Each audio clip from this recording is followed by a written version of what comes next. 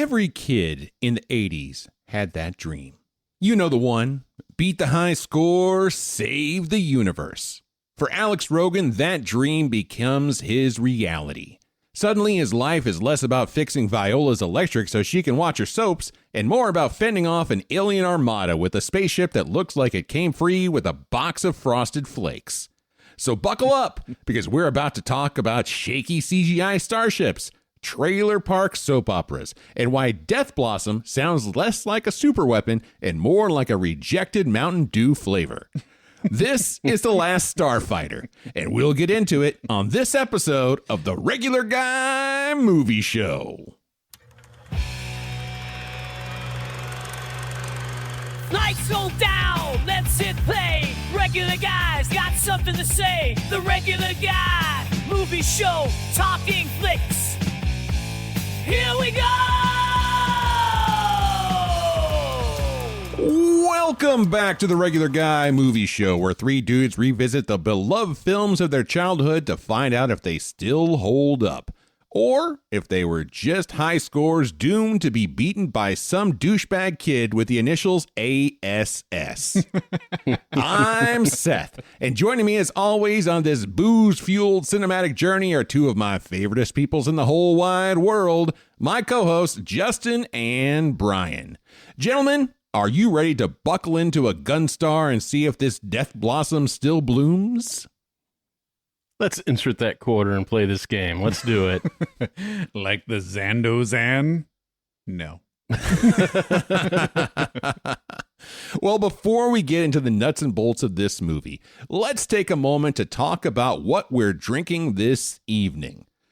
We've got a few tonight. There's a cornucopia of beverages here. We sure do. And so we've got a few that are I think, a little bit more obvious choices. The varietal series from Boulevard Brewing on their Space Camper IPA. Mm-hmm.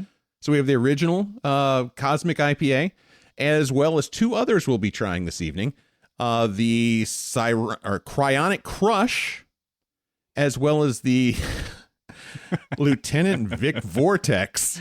Damn. Yeah. And sounds delicious. I've had the Cosmic IPA more than a few times. As we mentioned in our grab bag episode, this is a beer that we had when we watched Flash Gordon, and since then it has been a staple in my beer fridge. It's solid. It's a solid, easy drinking beer, great for after mowing the lawn, good for sitting in the pool, nice for an easy summer day.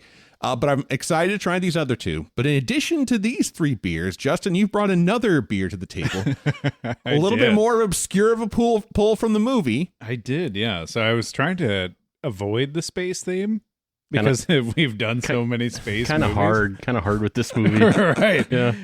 But I happened to find a brewer that I've never heard of before called Fat Orange Cat. Because there is a big orange cat in this movie. There sure is, right on top of the console. Of the video Of game. the Starfighter video game. Right.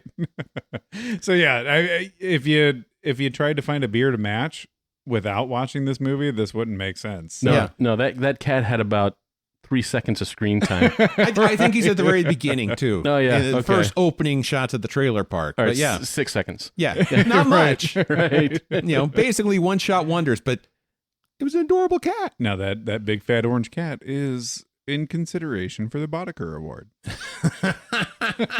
Well, I'll tell you, this is the beer we've started our libations this evening with, and it is really dang good. Yeah, it's not bad at all. No. Yeah, it's a hazy IPA. I mean, I think that, over the course of our beer drinking, that we've kind of migrated more towards the hazy IPAs than the traditional West Coast IPAs. It took me a little while to get there, but I've really embraced them in recent years. They're somewhat they're just not offensive. I think what does it better for me is drinking them in a can. Yeah.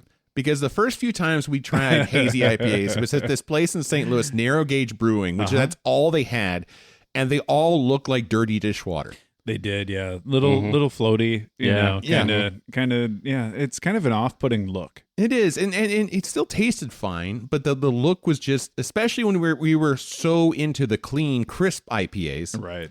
It was such a I don't know, almost an affront to the senses at that time. It was a shock to the system. But when it's in a can, it doesn't bother me because I don't see it. You can't see it, right? And so from Fat Orange Cat Brewing, the beer is called Baby Kitten. Baby kittens. Yeah, and I have to say, my third and fourth pull is more delicious than my first one. Yeah, I agree. As it sits in the mouth and sits on your tongue, it gets better and better the more you drink it. And I think my favorite thing about this is, like we've talked about the summer of the high ABV IPAs. Mm-hmm. This one's at a 6.5%. Yeah. And so that makes me happy. Not quite sessionable, Right. but close enough that we are going to be able to enjoy it and be okay. Right. Does that mean we're going to Exactly. behave this time? No, I don't know. I hope about not. What fun would that be? That's not our MO. Depends on how many of them you drink. Mm-hmm.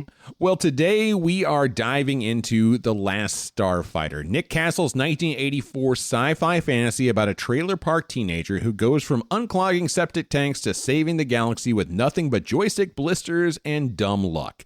It's got groundbreaking, and I put that, you can't tell, but that's quotes, air quotes, groundbreaking. But in fairness, it is pretty groundbreaking. CGI that could double as a Windows 95 screensaver, villains twirling their mustaches like they're auditioning for Spaceballs, and a beta unit subplot that plays like weird science spliced with Bill and Ted's Excellent Adventure. Awkward Science Project meets Bogus Journey. But before we dive into it, gentlemen, tell me about your early experiences with watching The Last Starfighter. All right, I'll go first because I think I know Justin's line here. I watched The Last Starfighter for the first time with some buddies at a sleepover when I was 10 years old. All right. It was a VCR rental, and I couldn't wait to watch it. Yeah. And I did, and we loved it. And so it was a regular rental in my house when I was a kid. It was, I remember loving this movie.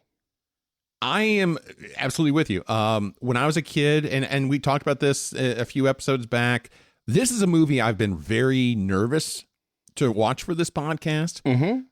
Because when I was a kid, I loved this movie. I watched this more than Star Wars. We had it on we would rent it on VHS, and then it was on cable at some point. I recorded it.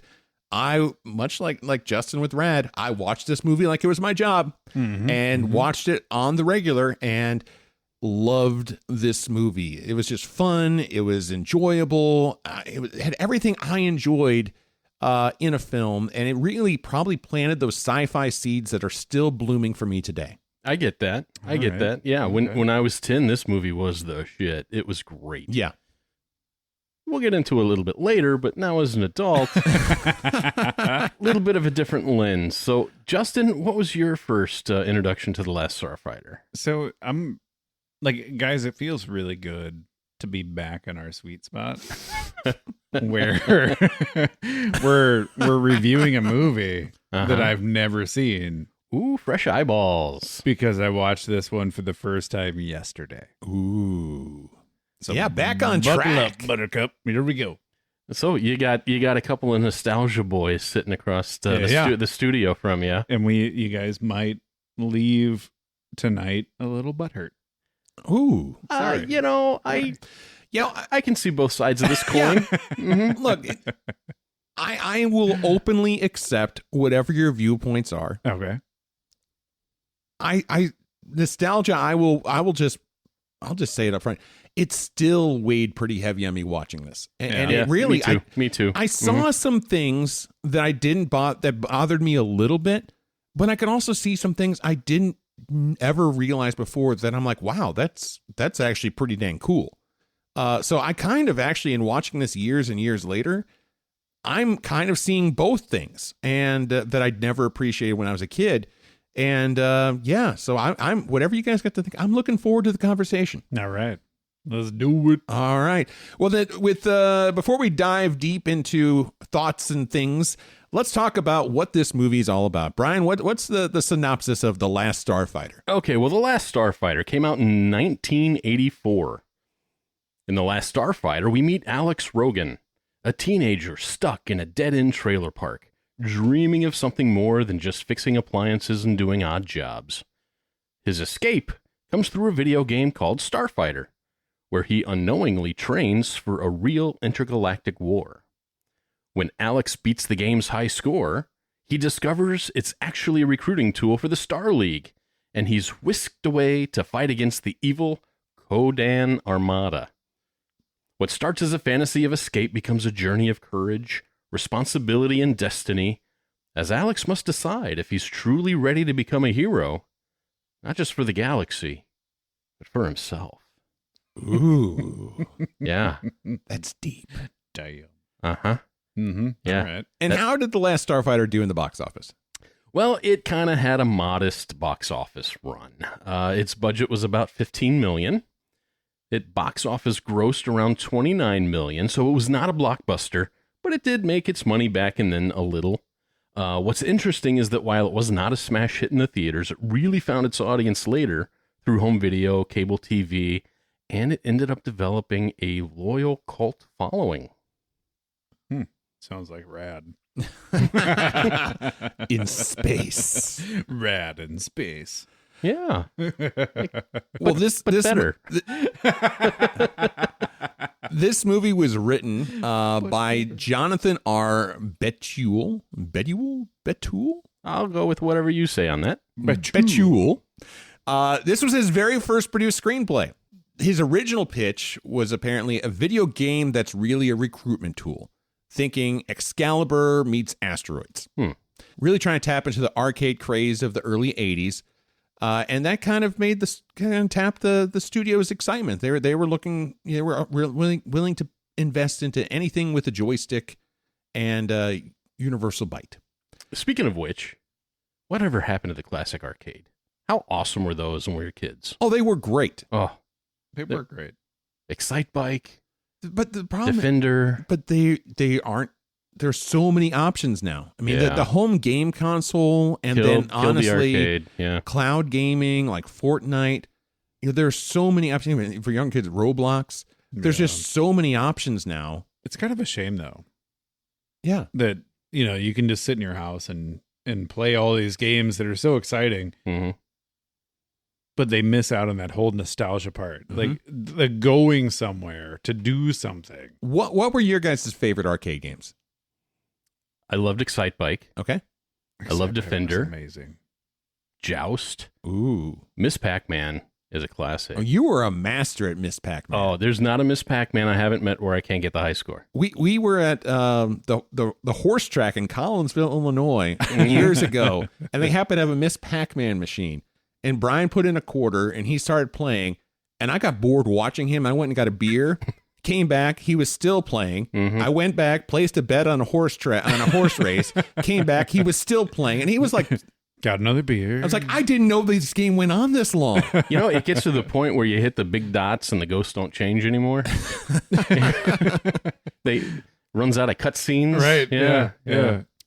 But beyond The Last Starfighter, he wrote My Science Project in 1985, which is a teen sci-fi flick about kids who find a glowing alien engine that messes with time. Also penned Theodore Rex in 1995. That's what the T stands for. It was a buddy cop comedy where Whoopi Goldberg teams up with a talking dinosaur. That sounds awful. Yeah, I think I missed that one. Like how high was he when he wrote that one? Was that the one where she's a nun? He also tried to launch was behind there was a short-lived TV series, The Last Starfighter. I don't remember it. It was in 1996. If it was on the air, I'm sure I would have seen it. Right. But I don't think it really made it past proof of concept. His career didn't skyrocket, but the concept endured. The director was Nick Castle. And Nick Castle had a little bit more of a career. It actually dated back several years prior to that. He was college buddies with John Carpenter. Oh. And Nick Castle's probably most known for being Mike Myers in the original Halloween movie. Although it's actually The Shape is what he's credited as. The Shape. Interesting. Yeah.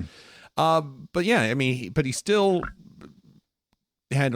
he co-wrote Escape from New York with John Carpenter, and other directing work included The Boy Who Could Fly in 1986, Dennis the Menace in 1993, Major Payne in 1995, and Mr. Wrong in 1996. So, yeah. You know what's weird? Major Payne is one of my wife's favorite movies. Is it really? She just really got a thing for Damon Wayans? I don't know. That's Yeah, really I don't funny. know. She likes his little engine that could story, I guess. Now, did Nick Castle, did he have a younger brother named Johnny? Johnny Castle? Was he a dance instructor in the Yeah, in the Catskills? in the Catskills? Yeah, could be. Could be. You just never, it's all about who you know. Let's go ahead and transition. Let's talk about who is in this movie. Who you got, Justin? All right. First up, I have Alex Rogan, played by Lance Guest. Hi, I'm Alex Rogan. I was playing this game back home, and this guy came up to me. Well, he's not a guy, he's an alien, right? And I get into his car, only it's not a car, it's a spaceship.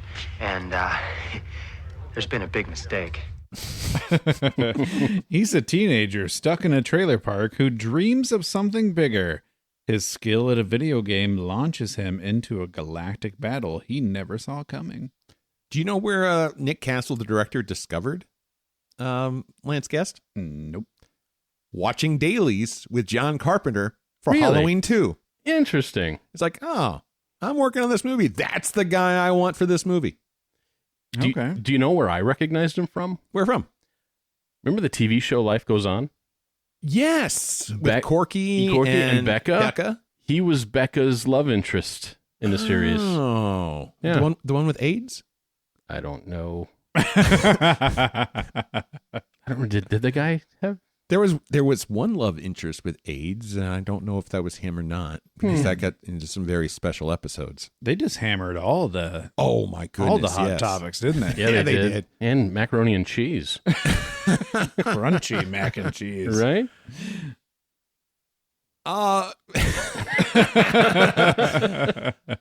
In terms of the character, though, he's kind of this reluctant hero. He wants something more. He's been living in this trailer park for God knows how long, his whole life, and he has dreams of going out and learning and seeing the world and doing things, and it's not big dreams necessarily. He just wants to get out. Sure. I thought the beginning and the intro was fairly short, but I thought it did a really good job of starting this character's arc, telling us who he is, what kind of person he was, and what kind of responsibilities were heaped upon him, and then his drive to want to kind of get out and see the world.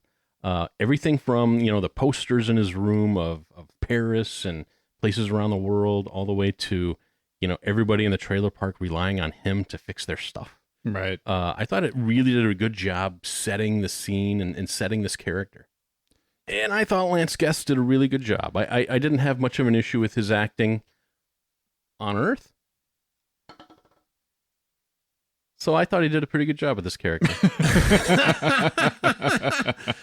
I think that there was, honestly, that if I had anything to say about the acting in this movie, and this goes across the board, Lance Guest, even the background extras, no one seemed shocked enough by some of the things that happened in this movie. I agree. Or too shocked by some of the more normal things that happened. Right. Yeah, it was a little off. Yeah. The acting was fine. Yeah. They were just fine. And what I've also noticed, though, one of the weird things about this podcast and making me watch old movies is that I'm more curious about new movies, and my wife and I go and watch them now in the theater, like new releases and things. And it just seems like the actors today are so much better than the actors in the 80s. And I don't really understand why. I think a function of that is the acting. And I think the other, maybe bigger part of that is the writing. It could be. Yeah, very well. I think the dialogue that they're given, and especially back in the 80s, I mean, there wasn't a whole lot of improvisation. It was, this is what's in the script. This is what you say. That could be. Yeah. Action. I think, though, there are schools of acting that come and go. And I think as time goes on, the prevailing thought of what acting should be shifts and changes, as does the style of cinematography, as does the style of directing, as does the style of everything. And honestly, you look at some of the biggest sci-fi movies of all time. You look at Star Wars. Mhm. The dialogue is terrible. Mm-hmm. George Lucas did not know how to write for human beings. I tell But he you, could beep, boop, beep, boop, yeah, beep, boop, beep, beep, just fine. he wrote for C-3PO and R2-D2. Great. Yeah, but for actual human beings, and this even goes into the prequels and the requels and all that. They're not written for human beings, and I think that there's a tendency, especially in the science fiction realm, where there's such heavy exposition dumps that it's hard for anybody to be able to espouse what they need to espouse for the audience to follow along and not sound like they're chewing cardboard or just reading from a stereo instruction manual. Yeah. And this movie, I didn't think I had as much of that, thank God. But there was still, the acting was a little bit flat, especially by today's standards. Yeah. And I think it really is, again, the school of thought and what acting should be was not the same then as it is now. Sure. Yeah, I get that. And it's just like you said, there were some things that you should be more shocked about. Mm-hmm. And then other things that aren't that shocking that you were way too shocked about. Right. Like it was really bizarre in certain situations. Like you could have made a feeling in those moments, Mm-hmm. Yeah. but it was just lackluster. Like, oh, there's a spaceship in the backyard. But Like, be fucking excited about it. right, but at the same sense, hey, this kid in the trailer park is about to get the high score on this machine. Everybody comes running. Everybody from the trailer park is coming running. That's I don't even know what he's that's doing, big but hot I think news. it's fun to watch. Right. Yeah. I'm excited. The lady who can't get her electricity on to watch her soaps does not give a shit about this kid No. playing a video game. Nobody's ever rushed to watch me get a high score in Miss Pac-Man. No. No. Ever. In fact, they go away and buy beers. Exactly. right. Seth And plays left, horse bets. Seth left 3-4 times.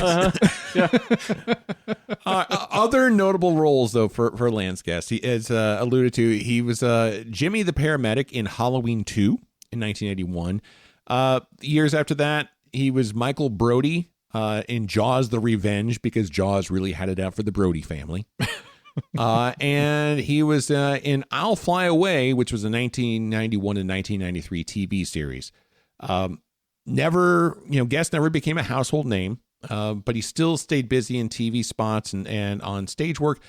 Most recently, he's been performing with the band The Eagles Experience, a tribute act where he sings and plays guitar. Oh, that's neat. Yeah, he's in a cover band now. Yeah. Okay. Wow. Did you know he was also Lou Grant from Knots Landing? Was he? Yeah, he was in Knots Landing. Okay. Okay. Before we move on, I have an announcement to make. Yeah. I just killed some baby kittens. You're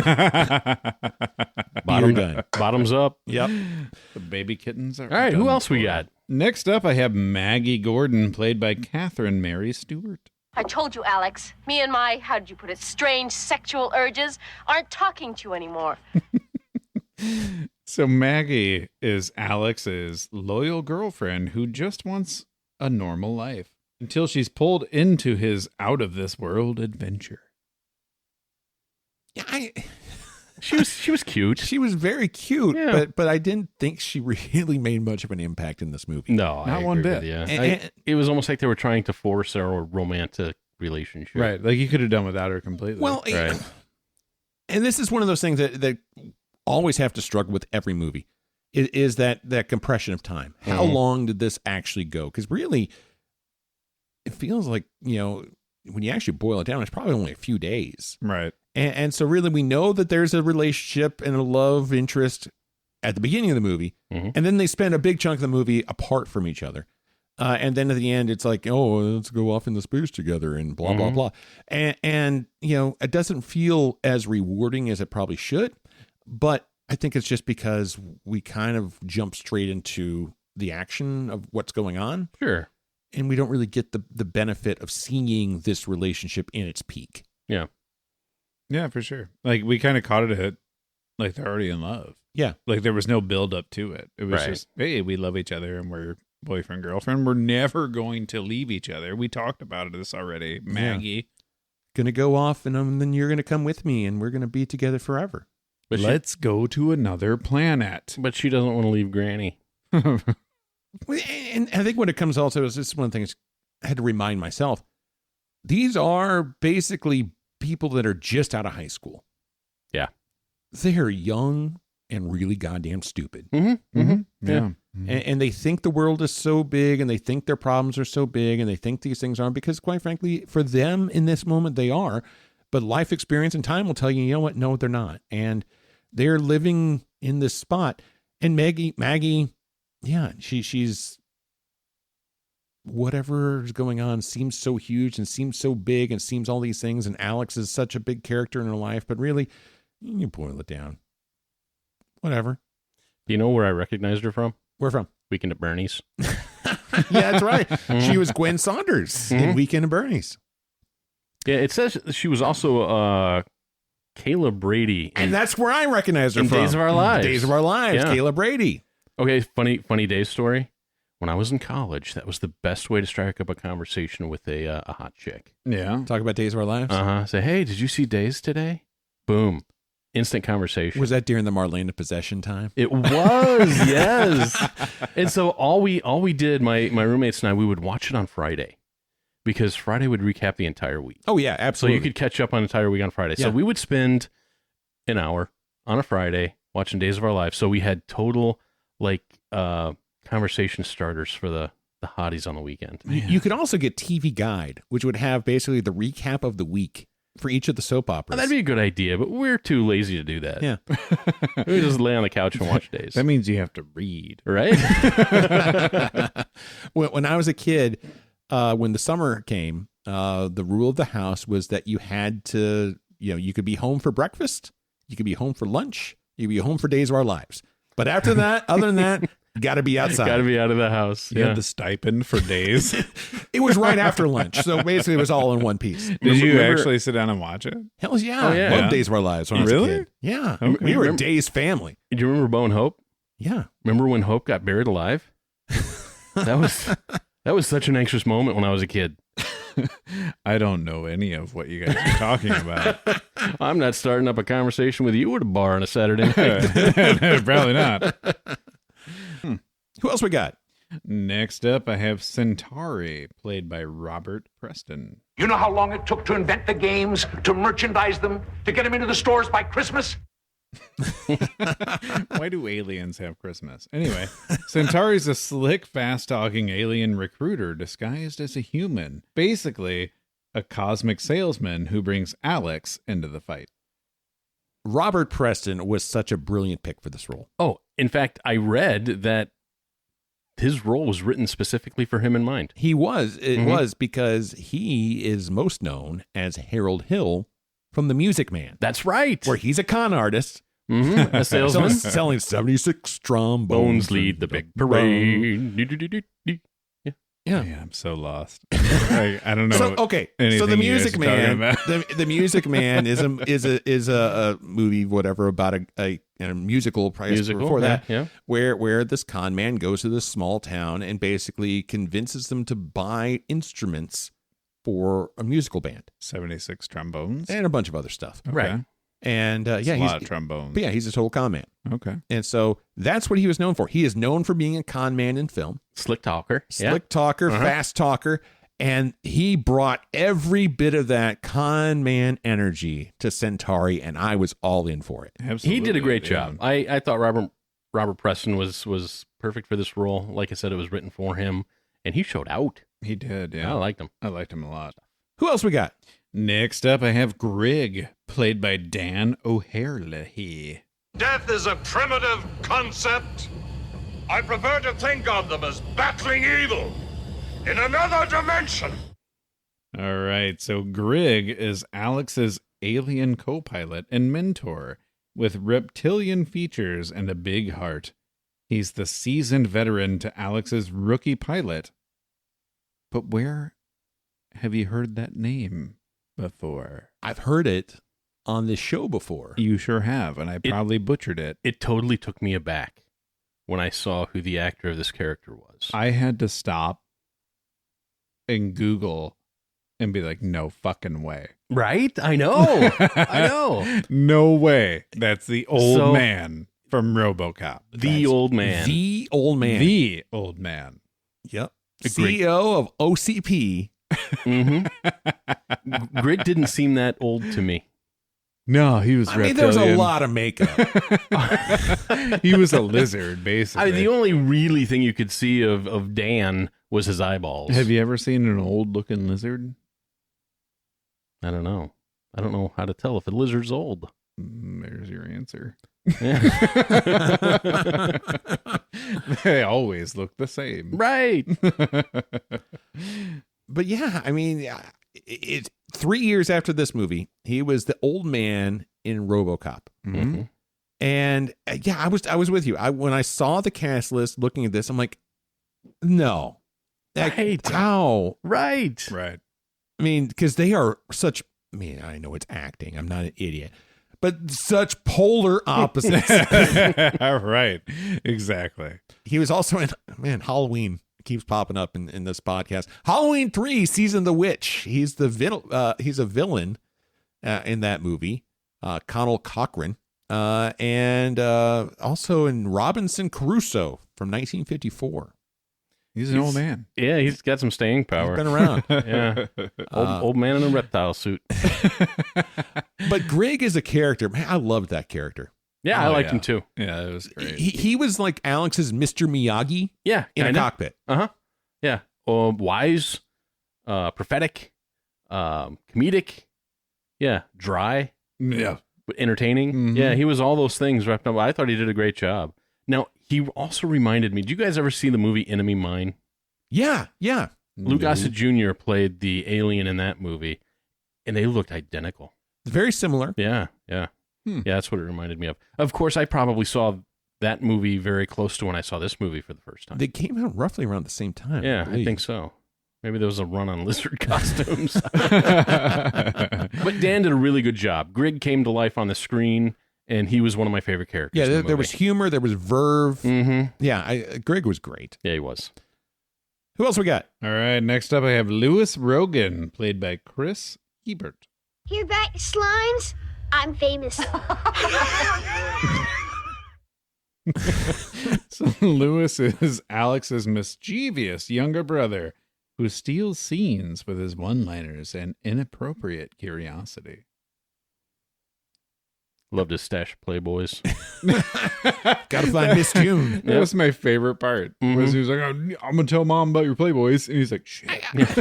Go back to sleep, or I'm telling mom about your Playboys. Right. I think that the biggest thing that Lewis brought to the plot of the movie was just being a ploy during those scenes where Alex was having to play against essentially himself. Mm-hmm. And it was just basically Lewis was just there to add a little bit of comic value to that. Yeah, yeah, and he did good for that. Yeah, I mean, he didn't bring a lot. I mean, he didn't have to. And really, the part's really small.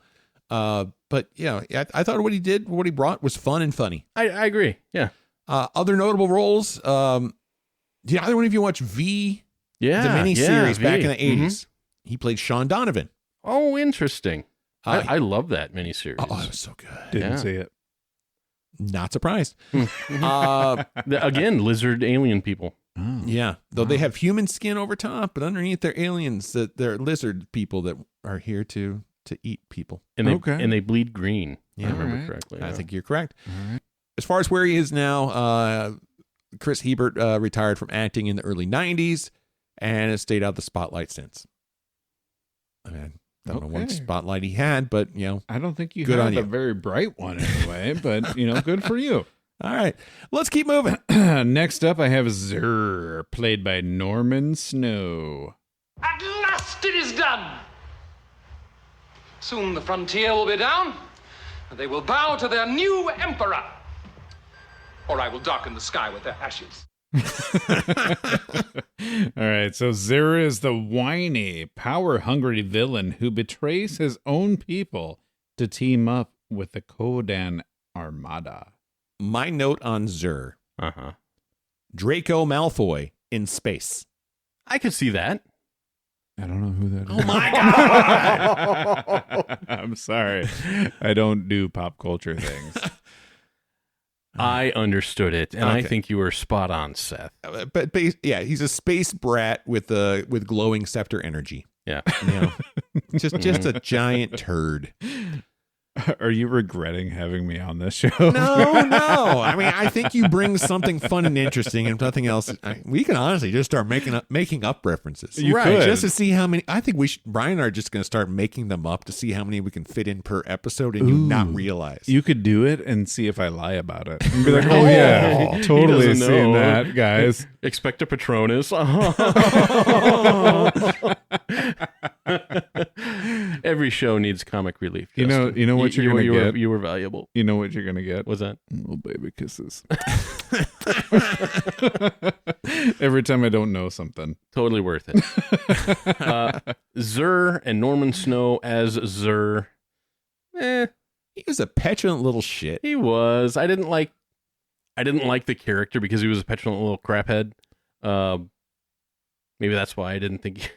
I don't know. It was just Like you could have pulled anybody off the street to play that role. Come on. how did he take over anything? Yeah. You know what I mean? Like how? Like he wasn't big. He wasn't like Foreboding. Yeah, right. Like he's it's not because scary. his daddy was the head of the Galactic Empire. Well, sure, but like, who does he? Why does he have anyone under control? Because he knows where the Starfleet is. You know, the other character from movies we watched that he reminded me of, Who's that? the son of R.J. Fletcher at Channel 8 on UHF. Oh yeah. But Dad, Daddy. I wanted a Rolex. But I mean, there was this almost like Shakespearean villain mixed with unintentional comic relief and over the top drama. Uh-huh. And yeah, I mean, I'm not going to say that he was played well. I think it was written to be over the top and dramatic and crazy and cartoonish. Yeah. And I think he did a decent job at that. I'll give him credit. And I think the character serves its purpose, though. I could have used a little bit more development. Yeah. Yeah. It felt a little weak. And again, we kind of jump into the end of the climax as far as the space war goes. Sure. But his introduction into the movie, his first scene, I thought that was pretty cool. yeah, Where it was just the a giant disembodied head. Yeah, the floating head that holographically appears in the middle of their Starfleet It command. reminded me of Megamind. Yeah, And I was like, yeah, I wonder if the people who wrote Megamind stole this from that. That could be. I Yeah. mean, this Starfighter, with its cult following, probably, I don't know, impressed upon itself a lot of ideas to other people. And like not just because of like the blue hue that helped a lot, Mhm. but like the dialect. And like there was a lot of And how he Megamind spoke, yes, things. yeah. Mm-hmm. That was funny. Yeah, good parallel there. I like that. It's something you've seen. That is a movie that I've seen. Write it down in your Palm Pilot. All right. Well, last but not least on my list here is Lord Krill, played by Dan Mason. Forget the guns! Running speed! Ramming speed. So Lord Krill is a cold and commanding leader of the Ko-Dan Armada who has zero patience for Zur's theatrics.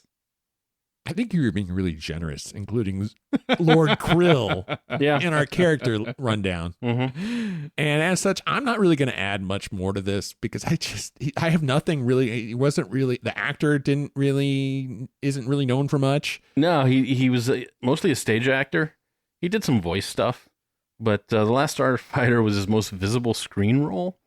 Lord Krill reminded me of a Klingon from Star Trek. You know what I have written down in my notes Okay. for the Ko-Dan Armada? What's that? They look like poop emojis. In fact, in my notes, I never say the Ko-Dans. I just say the poop emojis. Yeah, Poop-moji. I could see that. All right. Yeah. Though I did enjoy his little electronic monocle that would come up. Oh, that was awesome. I don't know what it pretty was sweet. for, but it was kind of cool. It was to get rid of the glare off of the screen. It That he just was his- staring It was into. his HUD, you know? Like, Yeah, a little heads-up display. Mhm. It was well ahead of its time. All right. And it also does look cool. Well, before we jump into the scenes of this movie, let's talk about our second beer of the night. We've moved on to the Space Camper Lieutenant Vic Vortex Off-Leash IPA. And I gotta say, it hit me with a bit of a punch to the tongue on the first sip. It's a dog in space. He's got a jetpack. A dog with a jetpack on the can. It's not bad. I think I liked the kittens a little bit better than this. Just my personal taste. I kind of like this one a little bit better. Yeah. But there is a flavor I can't quite put my finger on. It's a bit of a floral note. Take a sip and tell me what you think.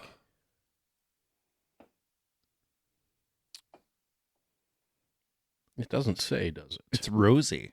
Yeah. It is. It is. Yeah. It is. It's a bit of a floral note. Newt. Yeah. A floral note. I don't know. I can't mind. It's a good beer. Oh, very drinkable. Yeah. There's not much from Boulevard that's terrible. No, No. They're solid. They do make solid beer. Yeah. It's all very approachable, Mm-hmm. which I appreciate. Mm-hmm. All right. Well, Yeah. we'll suck on this while we talk about some scenes here. All right. Well, we start this movie off at the Starlight Starbright trailer park. We see a dog sleeping. We see a cat in the mailbox. A fat orange cat. Fat orange cat. And chickens roaming the yard. And honestly, it seems like a pretty busy place. Elvira's electric is out, and she's going to shit a brick if she can't see her soaps. We also meet Maggie in this process, who is going on her route to find Alex for a picnic.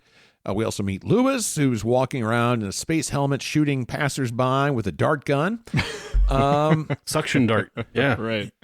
I loved how nonchalant he was, too. Mm-hmm. Like, he would just aim it inside of somebody else's trailer and shoot somebody, and then you'd hear, ah! We also meet Alex, who's found playing the Starfighter arcade game. Alex and Maggie's friends arrive to go and have a good time at Silver Lake. And they honestly seem like a truck full of Delta Bravos if I've ever seen one. Mm-hmm. Yeah, that was a Delta Bravo truck, too. For sure. Yeah. It was a red pickup truck with big old knobby tires. Somebody's got a small penis. Yep. It was one of those trucks with a roll bar and the roll lights. Yep. Before Alex can go, though, he's got to check the mail. He's looking for some important form of correspondence. I thought it was like a college application. That's kind of what I was thinking at this But point. come to find out, I think it was his college loan application. Yeah. He wants to do something big with his life. You guys think I'm gonna hang out here, watch you shine your pickup, go to the drive-in, get drunk and throw up every Saturday night? Go to City College like everybody else. Forget it, man. I'm doing something with my life. But before he can go off to the lake, Mom calls him, tracks him down, says that, Elvira needs help with her electric. And so Alex has got to stick around so he can save the day for Elvira. Alex was a pretty in-demand guy at the trailer park. How did he get to be such an in-demand guy at this trailer park? Well, his mom, I think, was the manager of the trailer park. Because when you see, when Maggie is, during the first opening sequence with the cat and the dog and the chickens and Lewis with the dart gun, Maggie goes to find Alex's mom at the trailer, and there's a sign that says, like, park manager or office or something along those lines. So if that's their trailer, that means that they're the ones that are responsible for managing all the stuff. Okay. And I think, we never see Alex's dad. Who knows what happened to him? Yeah. So I think Alex, because he's, next up in line. I think he's helping his mom out, and he's got a lot of sense of responsibility, and I think that's why.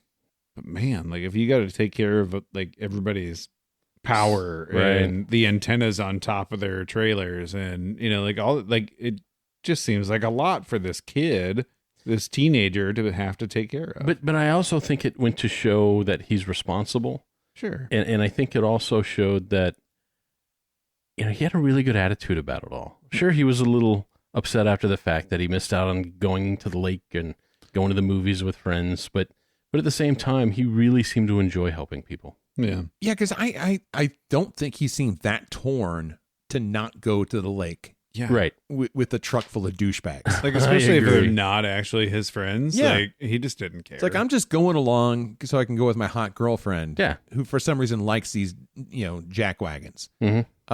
But yeah, push comes to shove, I don't want to be around these people. I'll use Elvira's Electric as my excuse. And no, I'm not going to go hook up with you later because I don't want to be around those dipshits. Right. But, Maggie does return and she and Alex argue for a little bit. But things turn around when she says she came back to be with him and, gives him a few CFMs, tossed in for good measure. Alex has been playing the Starfighter game this whole time, and Maggie does notice that his score is getting really high. 900,000 points. Yeah. Oh, snap. And apparently no one in the trailer park has anything to do. Because everyone comes to watch him play, including the dog and the cat. Hey, listen up, everybody! Alex is going for the record! Take a hand. Let's do it. Let's go. Yeah. Now, could you say that if Alex was not as helpful as he is, that he wouldn't have this kind of following? Right? Correct. Like, Yeah, I'm with you. Everybody loves Alex. Everyone loves Alex. He's such a good guy. Yeah. Right? Like, But that's why there's everybody, excitement. But they drop their poker games. They drop everything they're doing. They walk away from their TV shows. And this is back way before TiVo and things like that. So if you walked away from your show, you are missing your show. yeah, you're done. Can't pause it. Yeah. And so, but everyone in like the zip code comes out to watch Alex break this record. Mm-hmm. And this also was something I took issue with. Yep. Because he's talking about him breaking the record. What record? Right. It's not like this is Usain Bolt going for a land speed record. You know? And I'm thinking it's not like the technology existed for all the arcade machines to be tied together. Yeah. So there's one total game record. Exactly. And if you want to throw another caveat to that, this game was put there specifically. What was his name? Centauri. Put this game there for this reason. So who's playing it and where's the high record? Now, the only person we've ever seen playing it is Alex. And then he passed it off to Lewis there for a minute. The other thing that it's like, even the fact they refer to it as the record. I've never heard of anyone refer to a score as a record. It's high score. It's the high score on the machine. Yeah, the high score. Mm-hmm. Because if he hasn't got, and it's not even like you'd say like he's about to beat the game because no one knows what the end of the game is. Right. So, yeah, I mean, the fact he's going for a record, I mean, you calling the Guinness people? I mean, what the fuck? But anyway, everyone shows up to watch Alex do his thing. Ko-Dan command ship, entering kill zone. Command ship! Oh, command ship! You can do it, Alex. You can do it. You can do it. And he does it. Yeah. He wins. does. And everybody celebrates like they all just won the World Series. High fives all around. Did you notice? Best night in their life. He did some very hard high fives for some very old people. that adrenaline was pumping. It was, yeah. I mean, he just Fuck broke grandma. He just broke the record. I don't know. Fuck you, grandma. Like, Right? I'll break your hip. I'll knock you down. Oh, he high fived her. High fived her right into the goddamn grave. She's now falling. She's now falling, and she can't get up. Right, she needs a lifelock. Later in the movie, we see that same woman with a shotgun. It's not because of the aliens that are showing up. It's because she doesn't want Alex to give another high five. Right. I got to say, I recognized her. Oh, yeah? Yeah, she has a recurring role on original Night Court. Does she? Yeah. I loved that show. That show's awesome.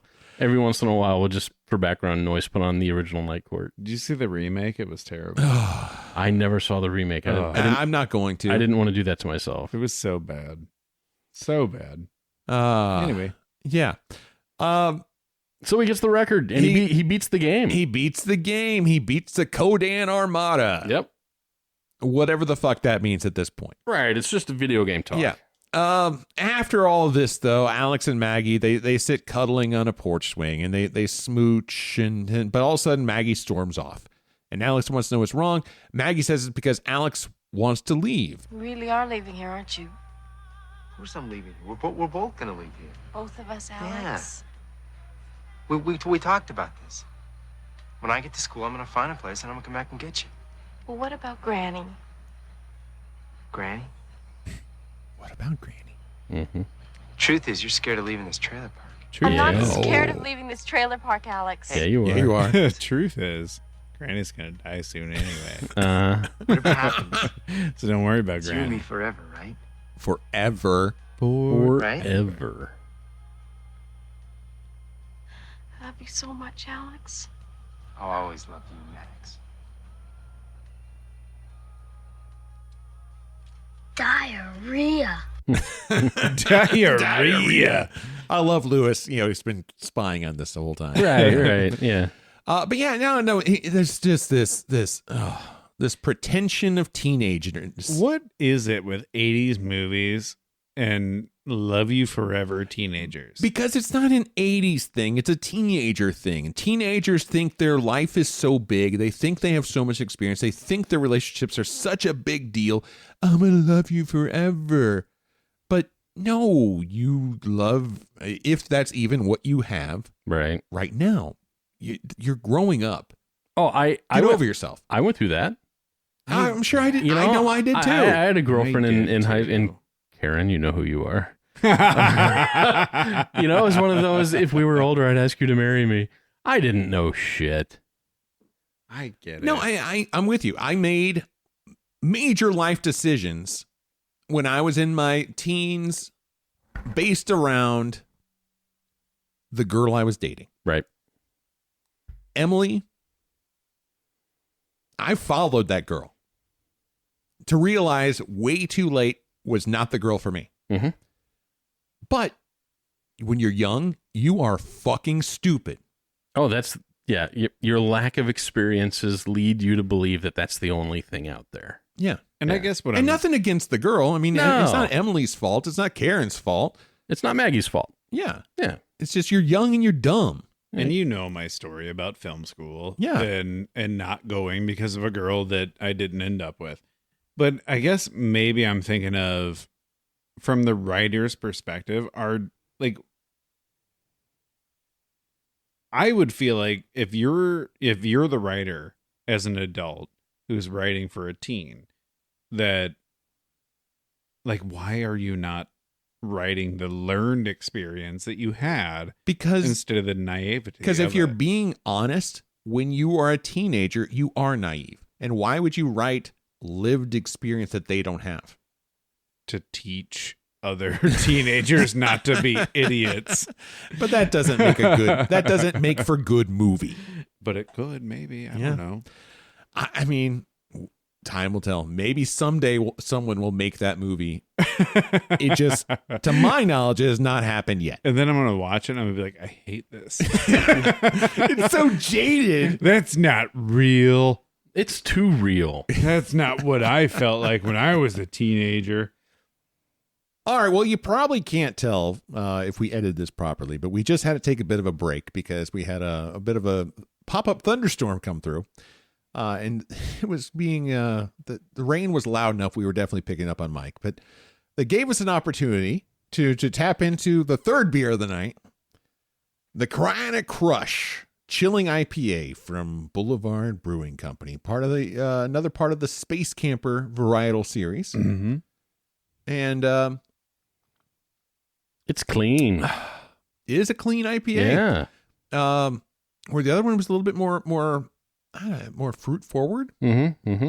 I'd have to say this one's probably my favorite. Yeah, this one's I can't place it completely. Looking online, it said it had flavors of white wine and lychee. What is lychee? Fuck if I know. It reminds me of the you remember that Green Flash white IPA? Yeah. Oh, that was a great beer. Yeah, that was, bring it back. Man. Bring it back. Please bring it back. Yeah, and this is, I could see the similarity because, again, this has got a bit of a dryness to it. Mm-hmm. That I can see why they call it a chilling IPA, because I don't think this IPA would be very good warm, but cold, it's good. It's just meant for chilling. Yeah. It's just chilling. Good call. Yeah. It's a good beer. Mm-hmm.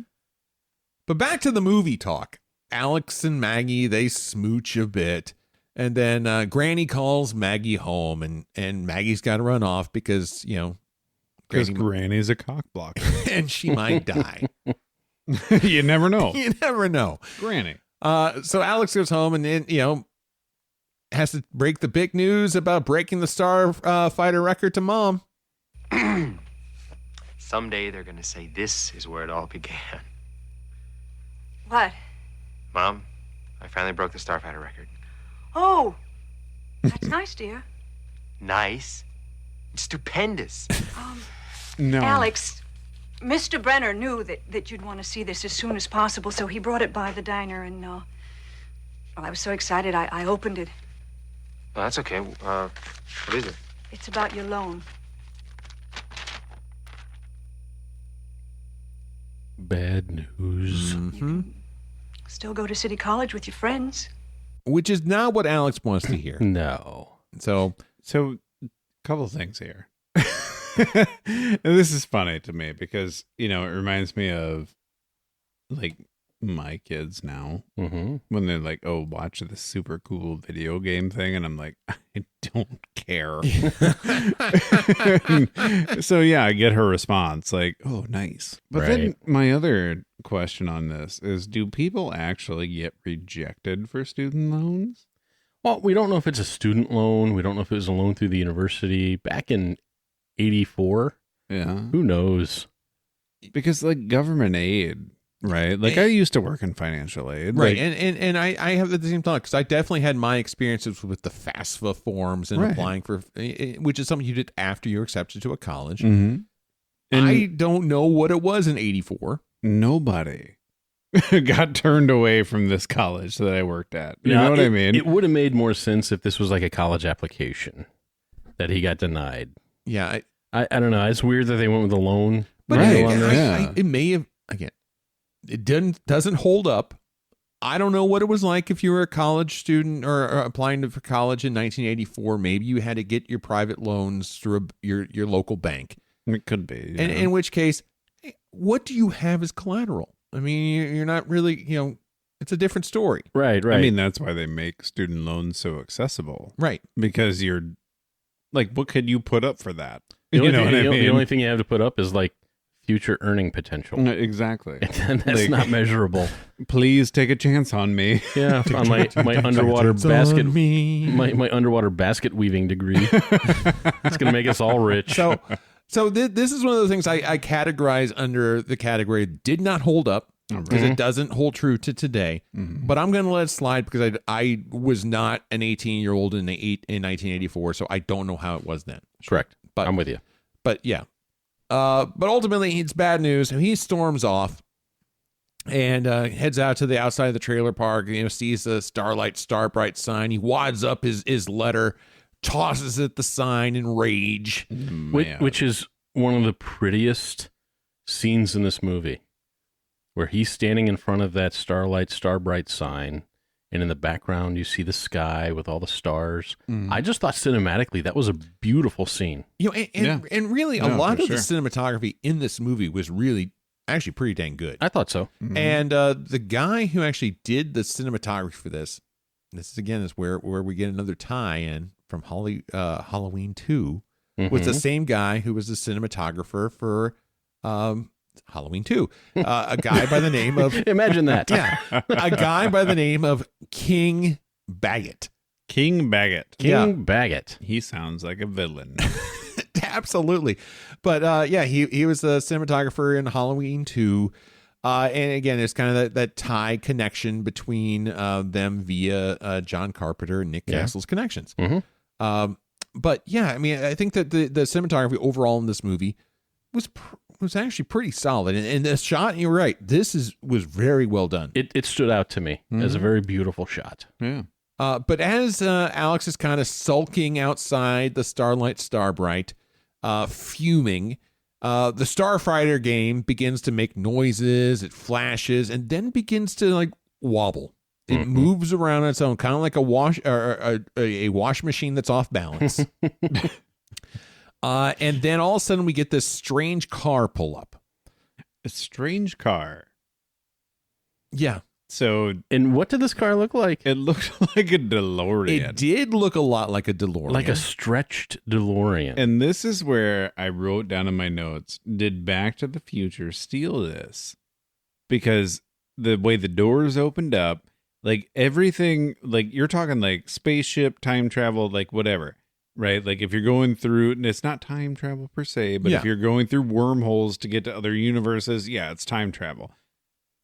This looked just like a DeLorean. It really did. And it looked like a station wagon version of the DeLorean from Back to the Future. It was stainless steel, silver. It was actually a converted 1977 Aerostar van. Really? And it was a custom built prop for this movie. It was heavily modified with fiberglass panels to get that wedge-shaped look. But yeah, with the gull wings and everything, it looked cool. Really cool. It did. And it did look like a DeLorean, no doubt about it. So, and this came out before Back to the Future. So it does because make Back me to wonder. the Future was 85. Uh-huh. So yeah, it came out before it, and you know, Back to the Future definitely used the DeLorean, but the DeLorean was around, you know, so maybe they probably also, maybe Nick Castle thought, you know, maybe very much like Doc Brown thought the DeLorean was a futuristic looking car, and if you're going to do this, do it to style. Yeah. Ford Aerostar van. Kind of awesome. Kind of makes me think a little differently about Back to the Future, though. Yeah? Yeah, they stole it. It's not as cool anymore. Well, a little bit of a difference between a true DeLorean and a Ford Aerostar. But it looked like it. It did. It looked a lot like it. This, though, provides us our introduction to Centauri, who's looking for the person who beat the Starfighter game. Hello? Excuse me, son. Store's closed, mister. I'm not here for cigarettes or bubblegum, my boy.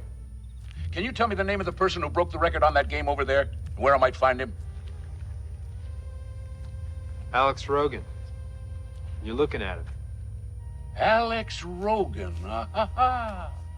Who are you? Centauri's the name. I invented Starfighter, which is why I'm here. It is? It is. We have to talk about a matter of utmost importance. Step into my office. Which is his car. Yeah. Now, if it was an unmodified Ford Aerostar van, I'm not getting in. Hell no. Strangers with candy. Say no. Right. Help me look Stranger danger. Yeah, help me look for my puppy. But Alex apparently never learned the stranger danger lessons because he gets in the car. He Without does. any hesitation. No, none whatsoever. He hops on in and you know, is introduced to Beta, who is sitting in the back seat, and they shake hands. Sparks fly. They do. For That's some shocking. reason. Yeah. Yeah, and then Beta just gets out of the car. And you never really see Beta. You just see like a shape of a humanoid. He was in the shadows. Yeah. Yeah, but you could tell with the name, it was probably some kind of a bot. Mm-hmm. Maybe. Yeah. But yeah, Centauri ultimately congratulates Alex on his performance. Centauri is impressed. I've seen him come and I've seen him go, but you're the best, my boy. Dazzling. Light years ahead of the competition, which is why Centauri is here. He's got a little proposition for you. Are you interested? I guess. So this is one of my favorite things about not just 80s movies, but like old movies. Is they like as there's like speeding in a vehicle, right? Like this thing showed 303 miles per hour when the cop clocked him. Oh, you'd be swallowing your tongue. But it was just the car driving regular, and then they speeded it up. Yeah, the film was sped up. And then pretend like nobody's gonna notice. Like nobody's gonna know. But it's so obvious. Like even the camera was shaky in ways that it shouldn't have been, you know. But when I was 10, if I imagined going 300 miles an hour in a car, that's exactly how it would be. And I love when they blow by the cops. They're just sitting there. The radar gun goes off 303 miles an hour, and the cops are just like asleep. They don't even pay attention. Right. But yeah, the car is flying down the road, and then all of a sudden they're coming up towards this construction roadblock, and Alex starts to freak out, but Centauri isn't concerned because the car takes off, fueled by less than great by today's standards computer animation. While this is all going on, Centauri apparently needs to I guess he has the equivalent of a contact that needs to be this must be giving him a bit of an itch, because he takes off his entire goddamn face. It sure does. And then they go through some kind of hyperspace thing and eventually arrive at an 8-bit space-based / interstellar parking garage. Mm-hmm. Hey, now, let's talk about the CGI just for a second. Yeah. There's over 25 minutes of CGI in this film.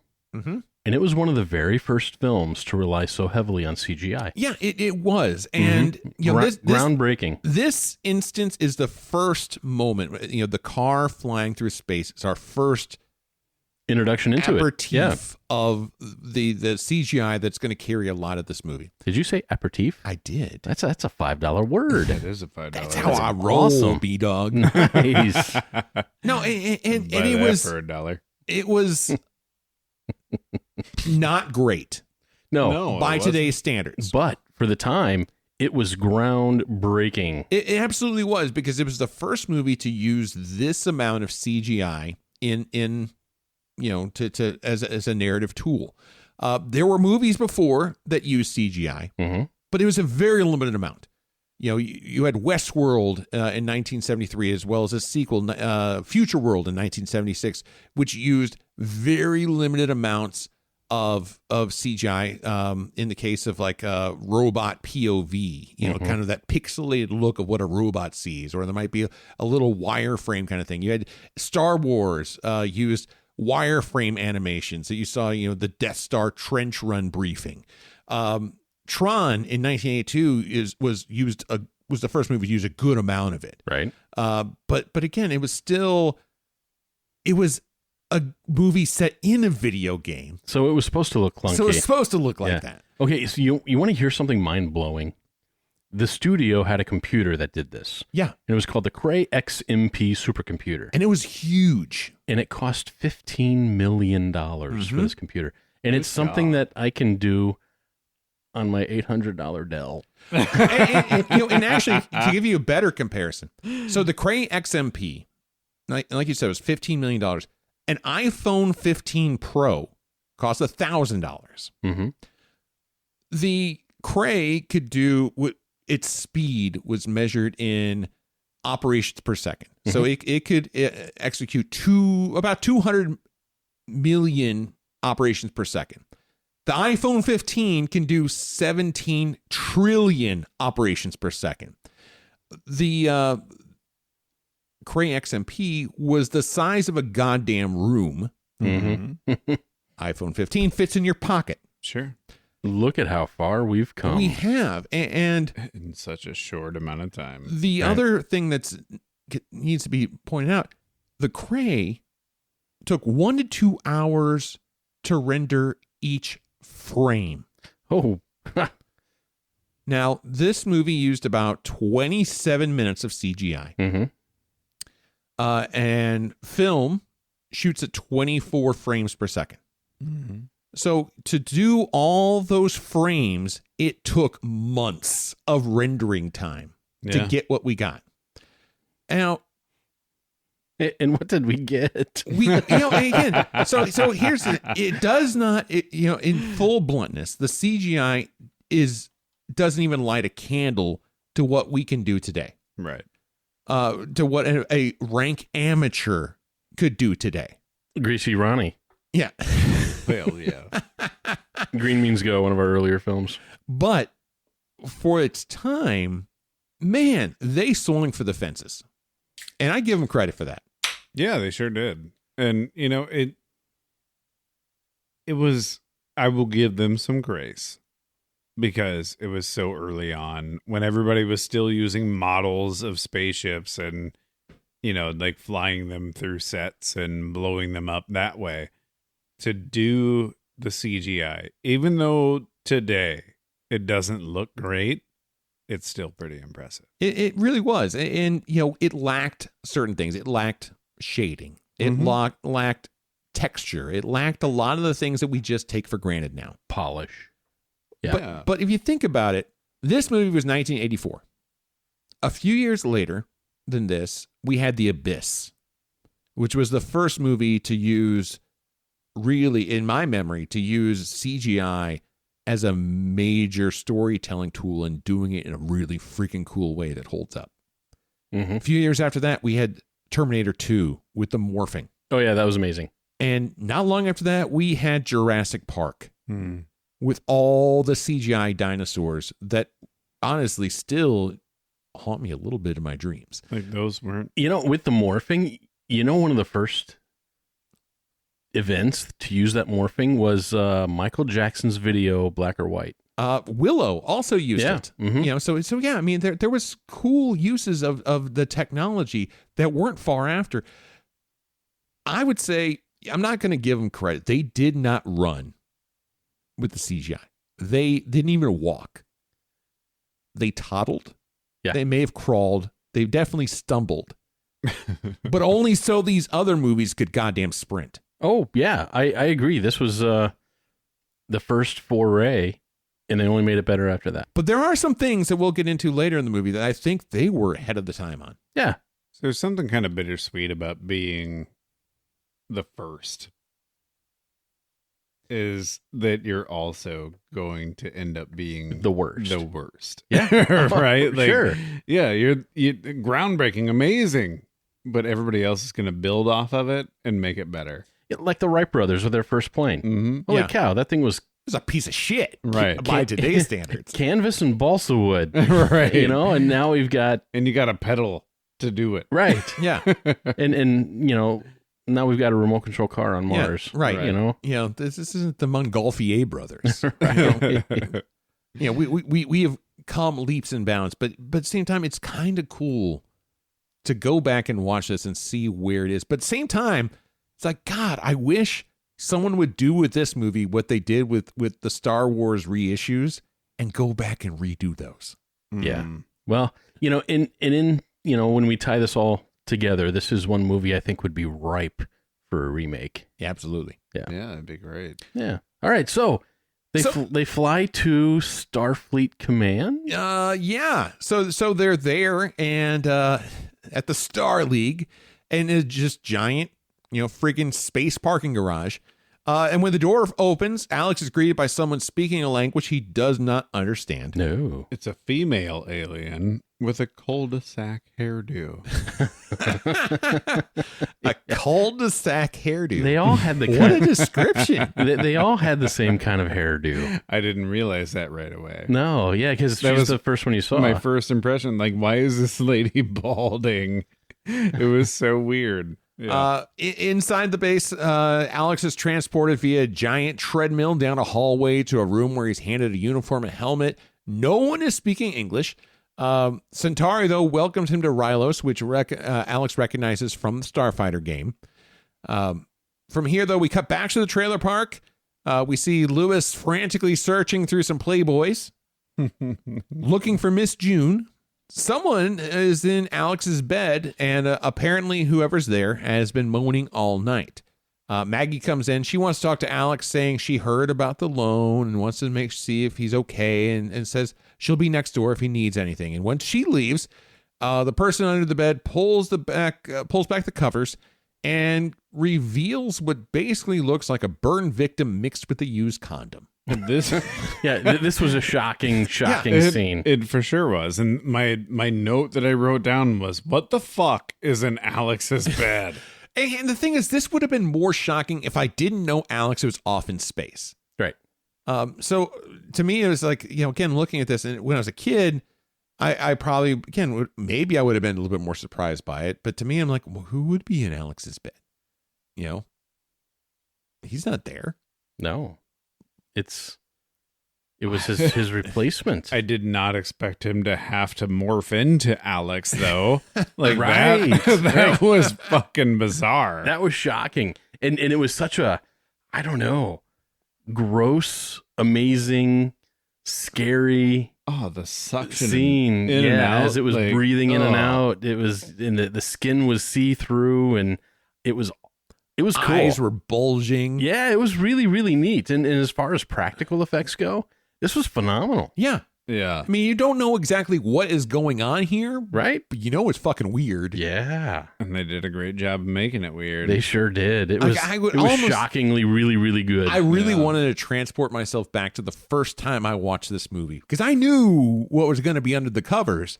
I would love to see what someone who has never actually, Justin, you've never seen this movie before. What was your feeling when you saw the covers get pulled back? And I quote, "What the fuck is in Alex's bed?" Like it was creepy and it was weird. Like at this point I didn't understand that Beta was taking his place. I had no idea at this point. They shook hands and it sparked for some weird reason. No idea why. Maybe that was taking the transfer of data. Right.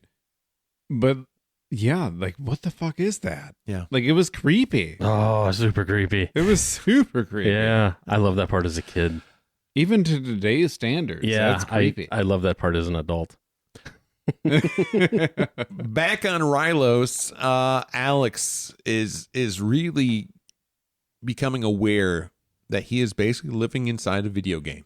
Gunstars. I gotta be dreaming. EI. Guitar. EI. Yeah, right. Guitar.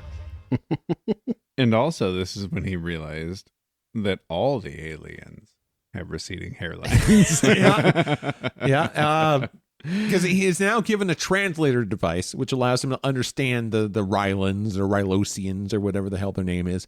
And he's told to join the other recruits for a briefing, which is about to begin. So he makes his way into this group of aliens. Some look like giant squids. Some look like their faces are made of garden hoses. Some look like giant bugs. It was kind of like the bar in Star Wars. Yeah, it was kind of like the cantina. When you had a bunch of different types of alien species in one place. But this is, again, one of those moments where Alex is in an extremely foreign situation. Mm-hmm. And up to this point, well, yes, he has encountered aliens with weird hairdos. They've looked really human. Right. Yeah. And suddenly he's walking through the midst of extremely alien-looking aliens, and he seems not that shocked. Yeah, I'd be a little bit more shocked. A little bit, yeah. Especially after you step on one of their tentacles and they freak out on you. Oh, don't mess with those guys. They like to fight. Right. But what I also like, too, is that as he's walking through this crowd of starfighters, they said that he was a hideous creature. Oh, yeah. They thought he was hideous. Now, the guy with tentacle face is not. No. The lizard people are not. But beauty is in the eye of the beholder, Justin. I get it. I do. But holy cow. Holy cow. He's the hideous creature. But Alex is not really wanting this at this point. Yeah, he's not fully realized what the proposition was yet. Correct. Until the briefing starts. So we turn to you, starfighters and your navigators. For of all the billions of creatures in the Star League, only you few were found to possess the gift. You, and you alone, stand between us and the black terror of the Ko-Dan. Victory or death! Victory or death! Victory or death! Victory or death! Victory or death! There was a pause in that little delivery. Those who possess the gift. Mm-hmm. I feel like if you're about to end your speech reciting victory or death, maybe you should be pumping these people up a little bit more. It gave me an ingredient of hesitation, of doubt, of desperation. That's kind of what it gave me. And the fact it was written that way or directed that way or acted that way, this is what ended up in the film. This was the cut they decided to go with, and made me wonder, like, what is going on here? Right. So if Alex was recruited by a video game. Yep. And we know this is kind of like not normal to do.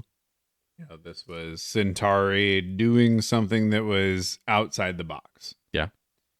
How did they recruit these other folks? And why do they want to fight? Well, I remember as a kid thinking, how did the tentacle guy hold the joystick at the video game? How did he play the video game if he doesn't have hands? Right. Yeah. But also you have all these balding aliens who are obviously the ones that are trying to save their thing. The Rylands. Uh-huh.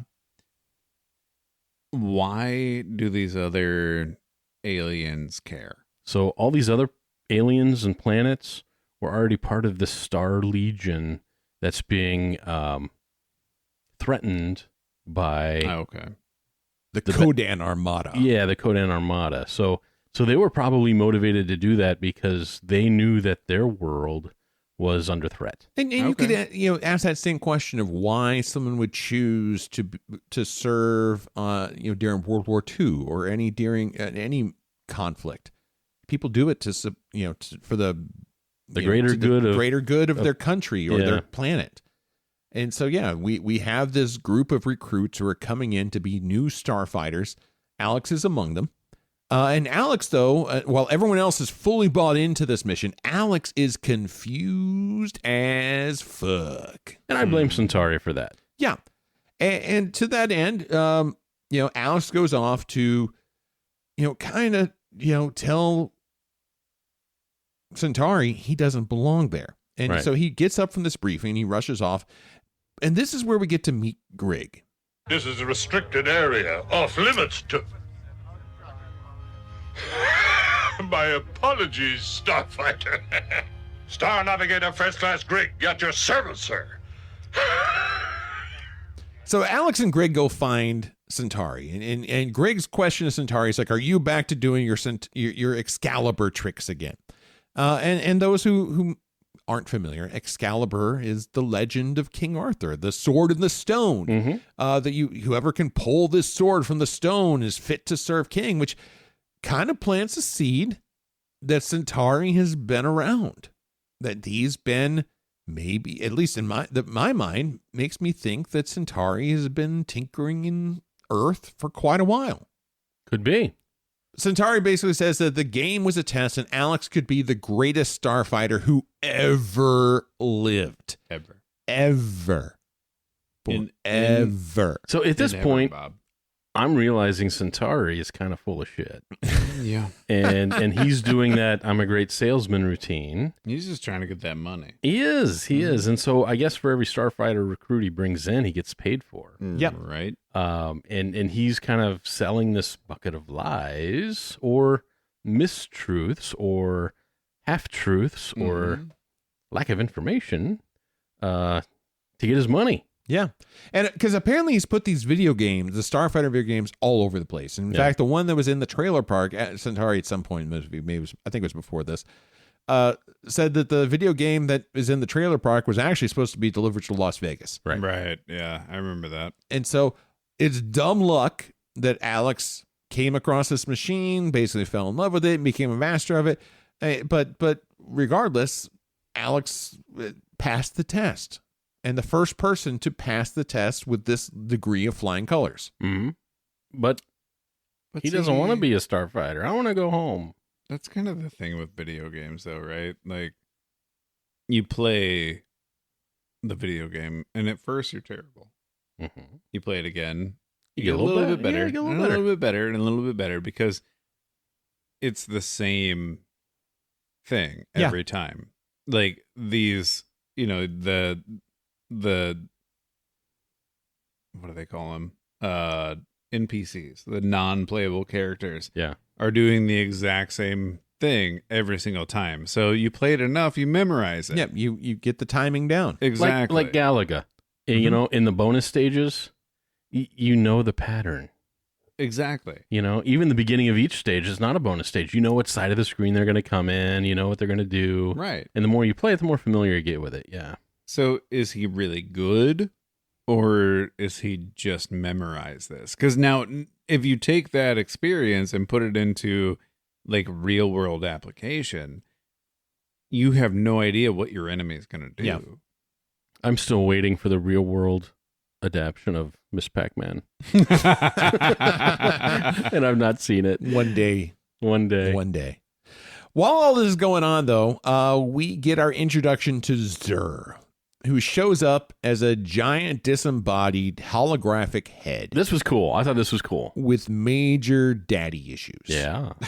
Yes, Father, your mighty frontier grows weaker by the moment. Do not call me father. You are no longer my son. You're an outcast. Why have you returned? I have returned for the good of all Rylands. An armada of Ko-Dan warships behind you? That's Megamind. Some Rylands who would welcome me, Father. Star League justice put down your Zurian cult. Your followers are few and scattered. Star League! A refuge for weak worlds not worthy to be our equals. That is for the Rylands to decide, and not for a dangerous and evil child such as yourself. Yeah, bitch. All I can hear is Will Ferrell's voice right there. After all this, kind of Alex feels like, you know what? I think I want to go home. Mm-hmm. I can't really blame him. Yeah. And so Centauri takes Alex home. Yep. Back out on the frontier, way out in the depths of outer space. Computer animated spaceships doing spaceship stuff are seen along the border of the computer animated energy barrier that protects the Star League from the Ko-Dan Armada. Inside the spaceship, a bunch of dudes in red leather suits who kind of resemble poop emojis are doing spaceship stuff. A minion brings Emperor Zur his scepter. Lord Krill, who we now meet, Lord of the Poopmojis, says it takes more than a scepter to rule. Zur agrees, but this one has a big knife on the end, so he has that going for him, and which is nice. Yeah. Get real stabby. Yeah, because, you know, when you're in an intergalactic war, a giant stabby scepter is really, that's the game changer. It's paramount. Don't give me no lip. I'll stab you. The Poopmojis find a break in the frontier, and Krill orders the firing of the meteor gun. But Zur decides to be a little bit of a bitch about it. Only I know the location of the Starfighter base, and therefore only I will give the order to fire. So what you gonna do? Forgive me, Zur. And so he orders him to fire. Yeah, so we wait 10 seconds and Zur says fire. Right. And the Armada then hurls a series of meteoroids, not meteors. Meteoroids. Which means that they're meteor-like. Meteoroids are just basically giant rocks in space. They don't become meteors till they hit the atmosphere. Right. And given that they're attacking a space, they can't be meteors. I don't think they can ever be meteors. No. Nerding out for a moment. Yep. Launch meteoroids towards the Starfighter base. We get lots of questionable CGI. Turns out the base, though, is being sabotaged, and their CGI repulsor guns stop firing. So during this whole battle scene, there was they're shooting these meteoroids. Yep. And they're destroying them, and everything's fine. Oh, everything's going great. And Hunky they're dory. Lovely. But nobody noticed a sticky bomb on the control panel. And it's like, first of all, how did the sticky bomb even get there? One of those loyal subjects that scattered. Did they show this? I think it was the same guy that handed out the uniforms. It was, he was a dick. He was not pleased with Alex. Because I didn't see when this happened. Oh, he walks up and puts the thing there, and you see like this long close up on the guy's face, and then he walks away. And you could tell he's a Zur loyalist. Yeah. Oh. Yeah. He just had that look about him. Right. I may have been. No, I wasn't. I can't lie. I didn't drink at all today. Or yesterday. I missed that part, and maybe I went to the bathroom. Yeah, so there was a mole in the Starfighter base that sabotaged their defense weaponry. Yep. And so the second half of the meteoroid barrage got through unchecked because the defense guns were rendered useless. 2 giant rocks got through and fucked him up. Yeah. Because of a sticky bomb. Yeah. Zur celebrates, but is angered to learn that one starfighter, one might even say the last starfighter, hence the name of the film, escaped. It did. Back on Earth, though, Centauri is fixing his DeLorean station wagon. Don't know why. Apparently it broke down. Yeah, hard landing. Who knows? Yeah. Alex says he'll just walk the rest of the way. Before he gets too far away, though, Centauri, wants to give him a second chance. Before that, this is really funny because he was like, Alex, right? Yeah. Alex says, "All right, I'll see ya. I'm leaving. See and ya." Centauri, he's under the car. He's under the car and he waves his foot at him. Yeah, he like waves he's saying his foot. goodbye. Yeah. Yep. I thought that was really great. But Centauri wants to give him a second chance. So he tosses him his communicator thing, says, touch the crystals and I'll come and get you.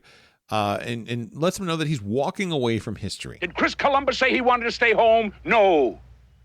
What if the Wright brothers thought that only birds should fly? And did Galoka think the Ulus were too ugly to save? Who's Galoka? Yeah. Never mind. Listen, Centauri, I'm not any of those guys. I'm a kid from a trailer park. If that's what you think, then that's all you'll ever be. Ooh, damn. Wisdom bomb. Oh, yeah, poignant words. Yeah. I mean, Centauri's full of shit. But that was legit. Yeah. He also knows a lot about Earth history. Yeah. Which, again, kind of adds to the Excalibur. He's been around. Yeah, that's a pretty good theory. Yeah. But yeah, and I love though, he's got Earth history confused with who knows what planet's history. Right. He's talking faster than his mind can keep up. Alex, though, keeps on going because he just, whatever, right. Crazy fever dream, moving on with my life. As he gets back into the trailer park, he encounters Maggie, who slaps him in the face almost immediately. Because of some altercation they've had regarding her sexual urges. Yeah. He's confused, but goes back to his trailer and goes to bed, where he comes face to face with himself. Hey, you look like me. Of course I do. I'm the beta unit. What the hell's a beta unit? A beta unit is a simuloid. An exact duplicate of you, only not as loud. Huh? I was in the star car, remember? We shook hands. I became you, unfortunately. So, Brian, this is where you were talking about when there should have been more shock. Like, and all we get is, huh? I would have been Right. more shocked if I saw me Like, what in the my own bed. Yeah. Instead of it be like, you look like me, it'd be like, what the fuck? Like, Right. how crazy would that be to like go to your bedroom and you're in your bed, but you're also you? I'd be like, oh my God, I'm gorgeous. Who is this ugly son of a bitch in my bed? But who's this drink of water? But like at the same time, it's like, holy shit! Like, Right. am I going crazy? Yeah, Like, I would have what is expected. this? I expected more out of that interaction, to be honest. Right, From absolutely. real Alex's perspective. Right. Yeah. I thought the beta was pretty funny. The beta was fun. Well, Yeah. and that's an interesting thing about for what I read about this movie and the making of it. The interaction between Alex and Beta was actually pretty limited in Yeah. the original script. Early viewings of this really loved the Beta story, and so they built upon it a little bit more. Mm-hmm. We get some additional scenes with Beta that we wouldn't have got otherwise. Right, which I enjoyed. Yeah. I'm with the population there. Yeah. That said, give me more beta. Give me more beta for sure. And I gotta say, I love, and you have some experience with this, Brian, from our old filmmaking days. Yeah. Acting against yourself. Uh-huh. I thought Lance Guest actually did a pretty good job here. I thought he did really good because I saw two separate personalities. Yeah. Coming from the same person. Although I think the better acted one in this scene was Beta. I agree. I agree because it was the sad. same. It was the same actor, but I thought the actor being Beta showed the awkwardness showed the intelligence, showed the morphing into the weird things that humans do that I just don't understand. Yeah, I thought the acting was better on the beta side. Yeah. What I also love about this interaction, though, is Lewis, who's sleeping in the top bunk, wakes up. Yeah. And this was just great. What the shit? I said back to sleep, Lewis, or I'm telling Mom about your Playboys. And we get two moments like this where both Alex and Beta both tell Lewis to go back to sleep, or he's going to tell Mom about the Playboys. Yeah. And it was just a fun little interjection. You know, and one of the things that I found really funny about this, like, this is like pure 80s, because little kids cussing in movies is gold. Was an 80s thing. Oh yeah, definitely. Like Chunk in Goonies. You know, like Data in Goonies as well. Just the random cussing from kids, young kids. It's cute when kids cuss. It is, as long as they're not ours. It's funny. It's really funny in certain situations. But man, that was prevalent in 80s movies. It was. Yeah, I agree with you. Outside the trailer park, we get some creepy-looking drifter with a giant rolled-up bag. He gets dropped off. The drifter is played by an actor named Mark Alamo, who, if you're as big of a nerd as me, you will recognize as Goldacott from Deep Space Nine. I unfortunately am not as big a nerd as you, so I didn't expect you to be. I did not recognize him from Deep Space Nine. No. We learned very quickly, though, that this drifter also has a big-ass laser pistol. And smells bad. Hold on. Let me back up a minute. Because the note that I put in here was, why did the game turn the drifter into an alien?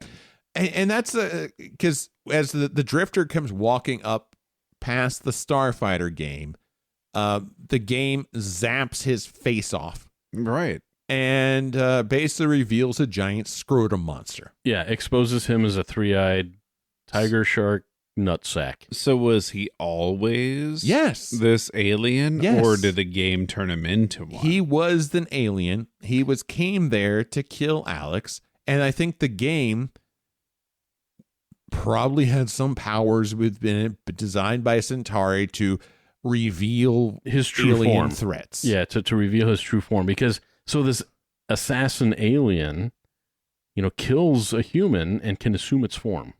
Because later we see another one of the same kill the police officer, right, and assume his form. So I think the video game just kind of zapped him back to his original form, which was ugly. That's a lot of holes to fill in. Well, you know what? I'm pretty skilled at that. I like filling holes. You are good. Oh, hey. All right. Back in the trailer, Alex and Beta argue. Alex wants to know what Beta did to piss off Maggie, and Alex says he should have gone home with Centauri. Outside, Maggie stuck her tongue in his ear.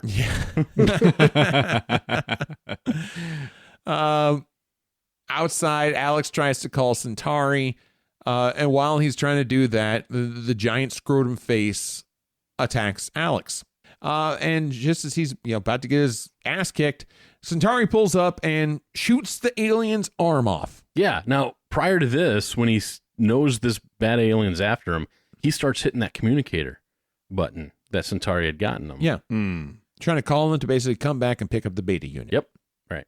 Centauri shows up. Yeah. Shoots the scrotum face's arm off, and then shoots the scrotum face himself, who then falls off the roof of the trailer and lands right in front of Alex. He sure did. Yeah. And then Centauri gives Alex a little bit of a tutorial on what's been going on.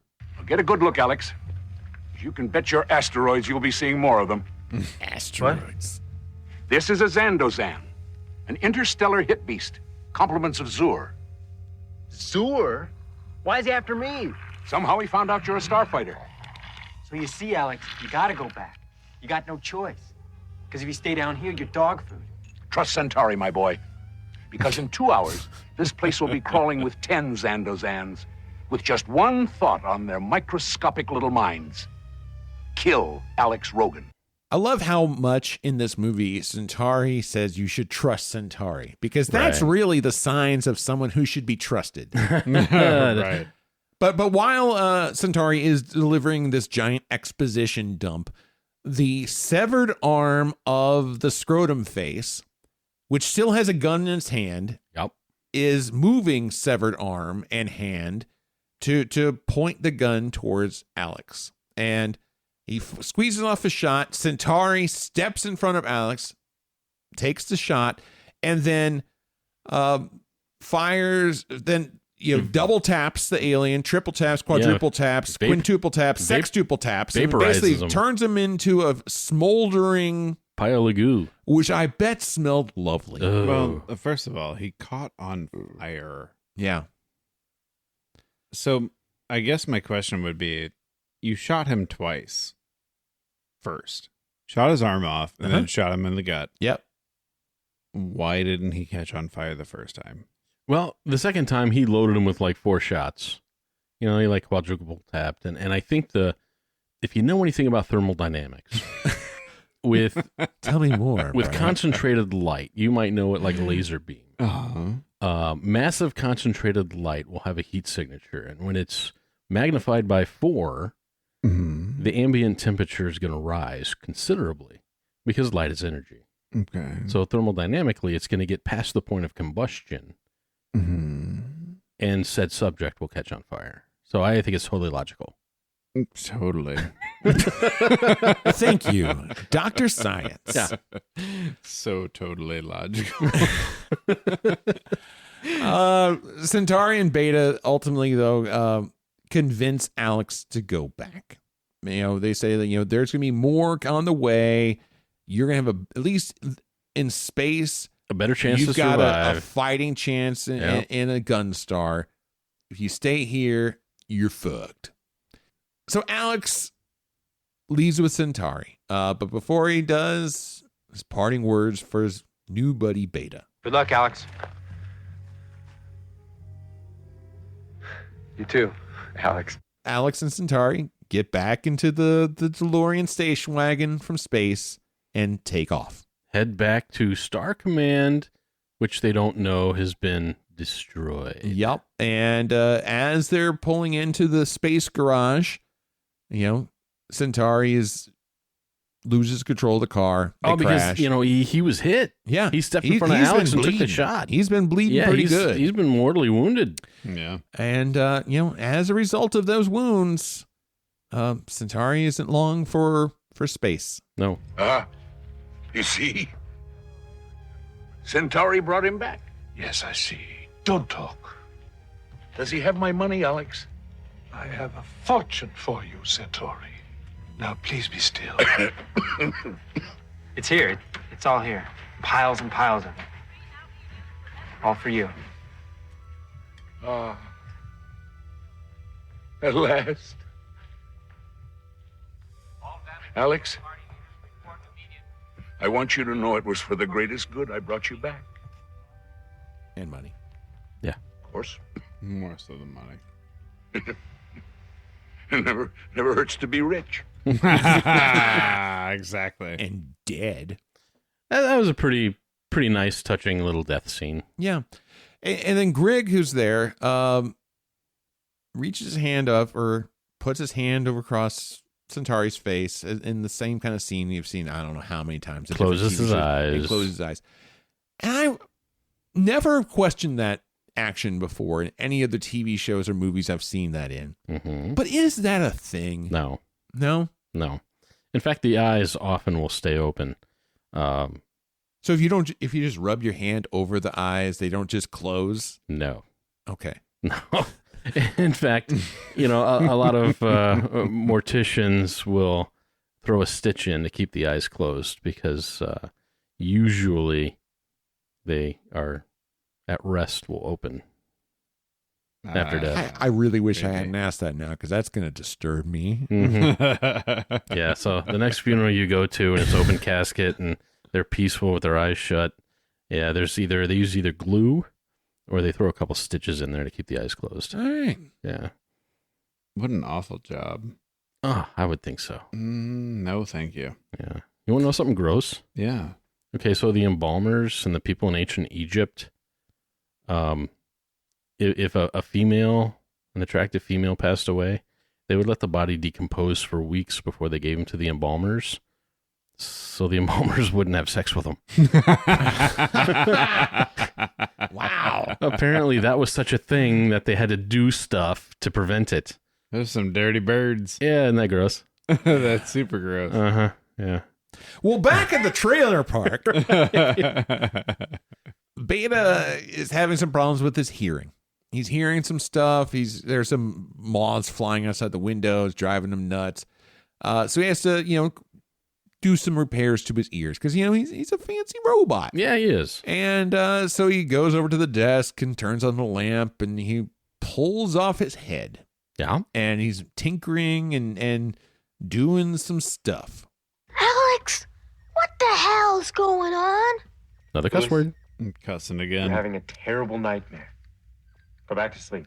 Once Lewis goes back to bed, Beta sees a light in the sky, which descends rapidly in their vicinity. And I think he knows. He knows that more scrotum faces are in the neighborhood. Coming to kill Alex, and they think he's Alex because they don't know that Alex had come back to space.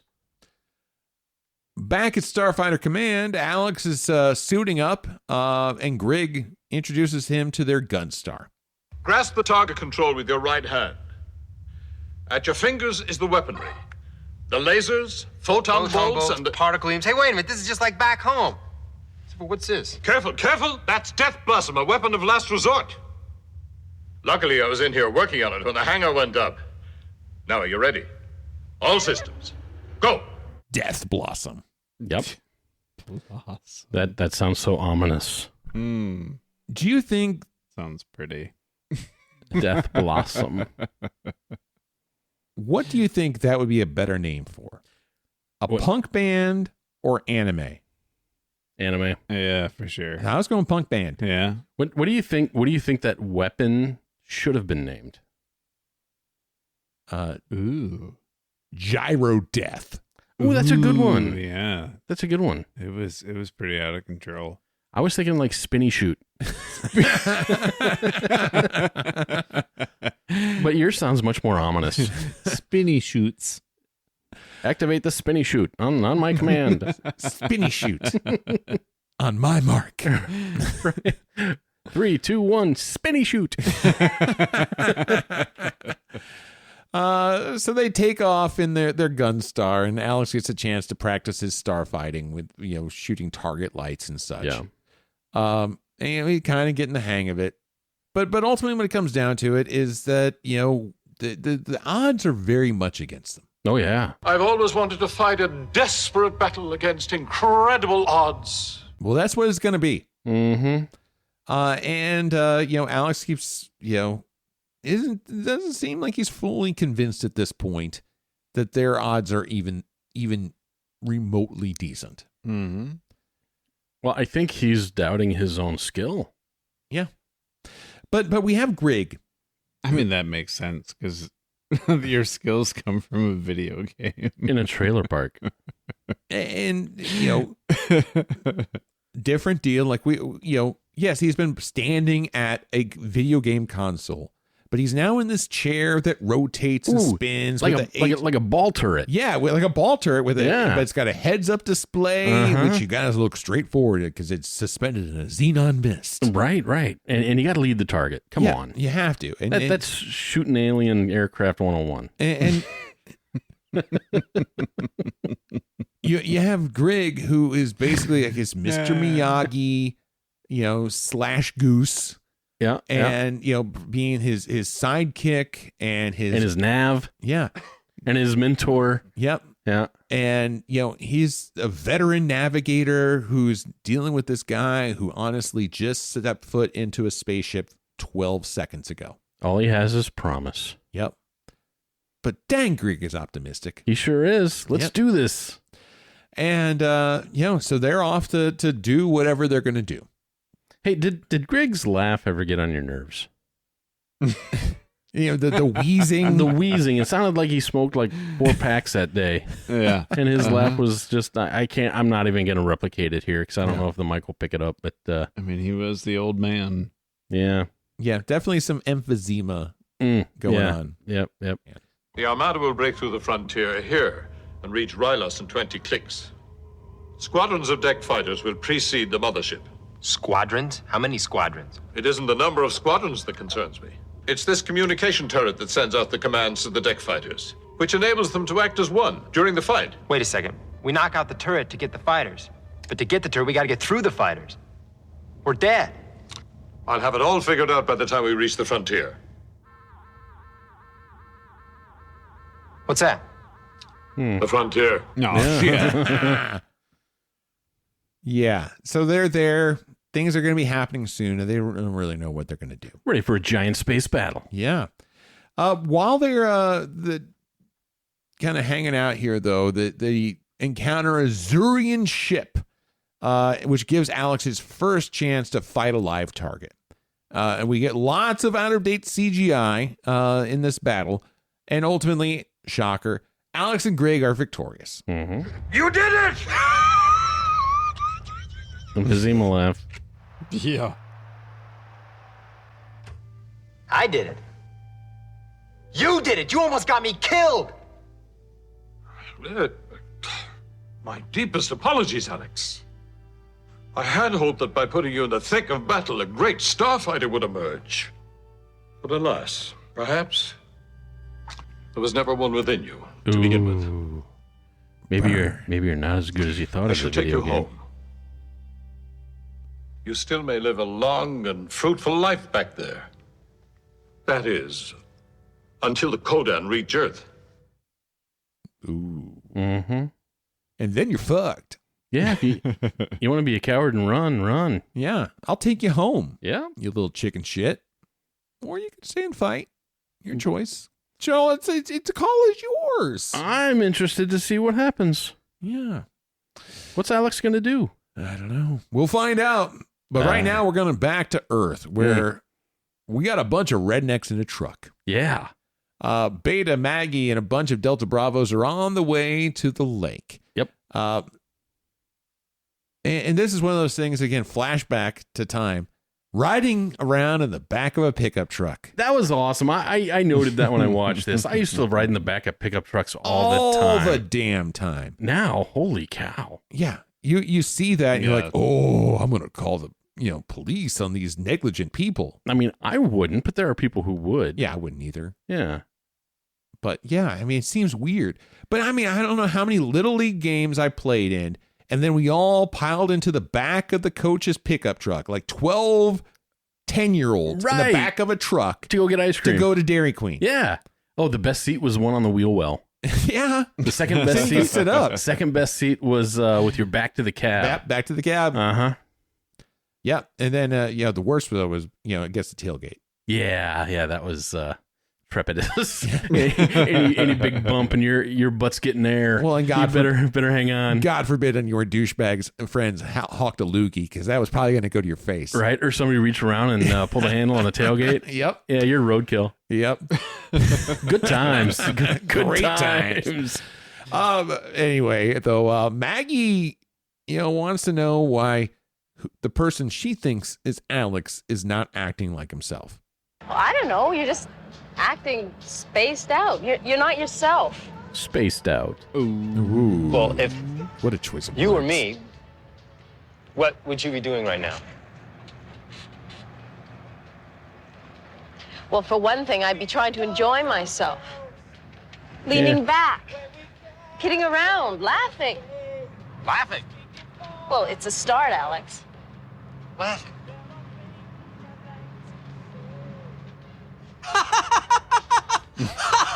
Now he just looks like a crazy person. Not at all disconcerting. No. Yeah. And that goes on for a little while. Laughing? That's something I know. That's crazy. Yeah. I love to laugh. Anyway, the pickup truck keeps going down the road, and they pass by a cop car.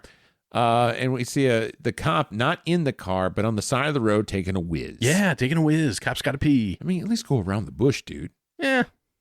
When the cop gets back into the car, he kind of sniffs like he could tell something doesn't smell right in the car. Because apparently these bad assassin nutsack dudes smell bad. There's a scrotum face in the back seat, and he kills the cop, and presumably assumes the assumes shape his of shape. the cop. Yeah. Back out in outer space, Grig says the giant rock that their Gunstar is in, because they had chased earlier when they were chasing Zuri and whatever. They landed up in this giant rock in this giant cave. Reminds him of home. And he says he lives underground with his wifeoid and 6,000 children. Yeah, that's why a dude can't keep it in his pants. It's a lot of kids, right? At least put a sock on it, my man. It's pull out this week. At least he will until Zur will turn them into slaves. That put a bit of a downer in the conversation. Yeah, that is. And Alex, though, I guess just to keep the conversation moving, gives Grig a little bit insight into life on Earth. Where does your kind live? Oh, houses mostly. That's caves above ground. See, here's my family. See, that's my folks and my brother Lewis, and that's Maggie. We live in a mobile home. That's a cave that goes places. Only we never went anyplace. He's talking himself into how bad his life was on Earth. I don't know if he's doing that. I think he heard his own words. I think he did. And when it was, doesn't go anyplace, really kind of rang true in his own ears. I hear the words, but I also hear a bit of homesickness. Yeah. Like he misses, like he knows that he's here to do whatever to protect his family. And I got a little rad vibe here. Justin, I'm going to throw this to you. This is the first time we see Alex's dad because he's in the photo. Oh, okay. But we don't know when he passed away. I mean, that photo wasn't that old. We don't know if he passed away. Yeah, we don't know. Did he just leave or did he pass away? Maybe he ran off to another trailer park. Ooh, some trailer park honey. Yeah, so we get some Crew Jones energy going here. I mean, he could have just been an over the road trucker. That's true. Yeah, could have been. I don't know. He's just not there. Don't you think when, not to spoil the end, but when he leaves, he'd be like, "Hey, tell Dad I said bye." I think Dad's already bye. Yeah, I mean, he could be. Maybe he's dust. We could. Might be. I don't know. Maybe he had his eyes sewn shut.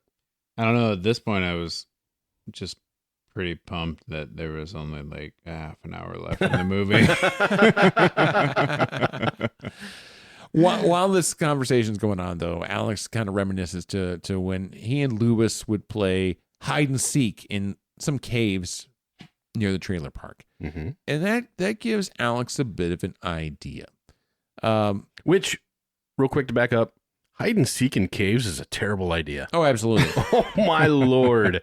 Unless you know those caves like the back of your hand, someone's dying in there. Oh, for sure. That's what I thought about when I heard him say that. I'm like, ooh, no, not a good idea. Anyways, I digress. But Alex's basic idea is that, a Gunstar could just hide in these caves and wait for the Armada to pass and then attack from behind. Your plan might really have worked. What a pity there are no starfighters left to carry it out. Really, hammer on those heartstrings. Right. And Alex kind of mulls it over. And, hey, Grig, you know what? Before you punch in those coordinates. To Earth. To go back home. To Earth. Yep. Maybe, just maybe, there's a starfighter left after all. Mm-hmm. Alex is in the game. Oh, let's get ready. Yeah. You're so wishy-washy. This Alex. ain't funny. My name's Mike D, and I'm about to get money. Back in Hidden Lake, Beta apparently has no game. No.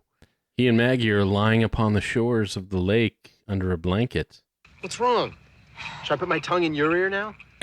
Don't bother, Alex. Well, it's just, I'm kind of new at these gland games. Gland games. What are you talking about? It's like you're a million miles away, Alex. He is. Because he is. Yeah. So after this, Beta gives up. And he's starting to tell Maggie the truth about who he actually is, while the scrotum face who's disguised as a cop is listening in.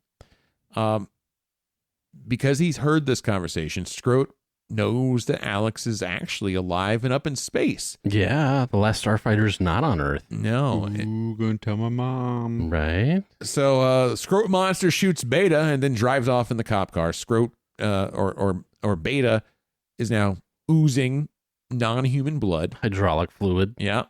And Beta and Maggie steal the jackwagon in Chief's truck to chase after the Scrot face. If you get so much as a scratch on that truck. So here's what I thought was funny. It's like he didn't understand any of that sexy stuff, right? No. Like, he doesn't get that.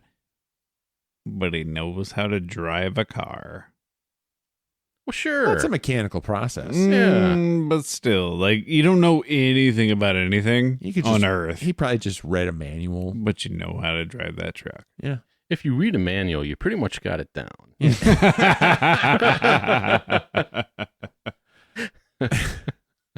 So they jump in the truck, and at the same time, he's yelling at Maggie what's going on. Yeah.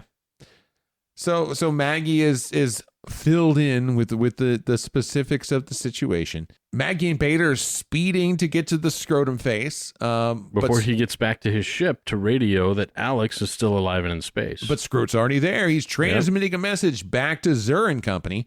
Beta drives the truck into Scrot's spaceship before the signal can fully be sent.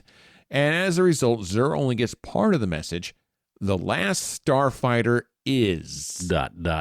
Fill in the blank. Yeah. Zur does fill in the blank. Dead. The last Starfighter is dead. And also, just to note, at this point, I was pretty pumped because there was only 22 minutes. And the poop emojis realize a bit too late that the last Starfighter is not dead, but is in fact alive. And on their tail. Yeah. So, the last Starfighter is dead? This has gone far enough. Seize him! Oh. How dare you?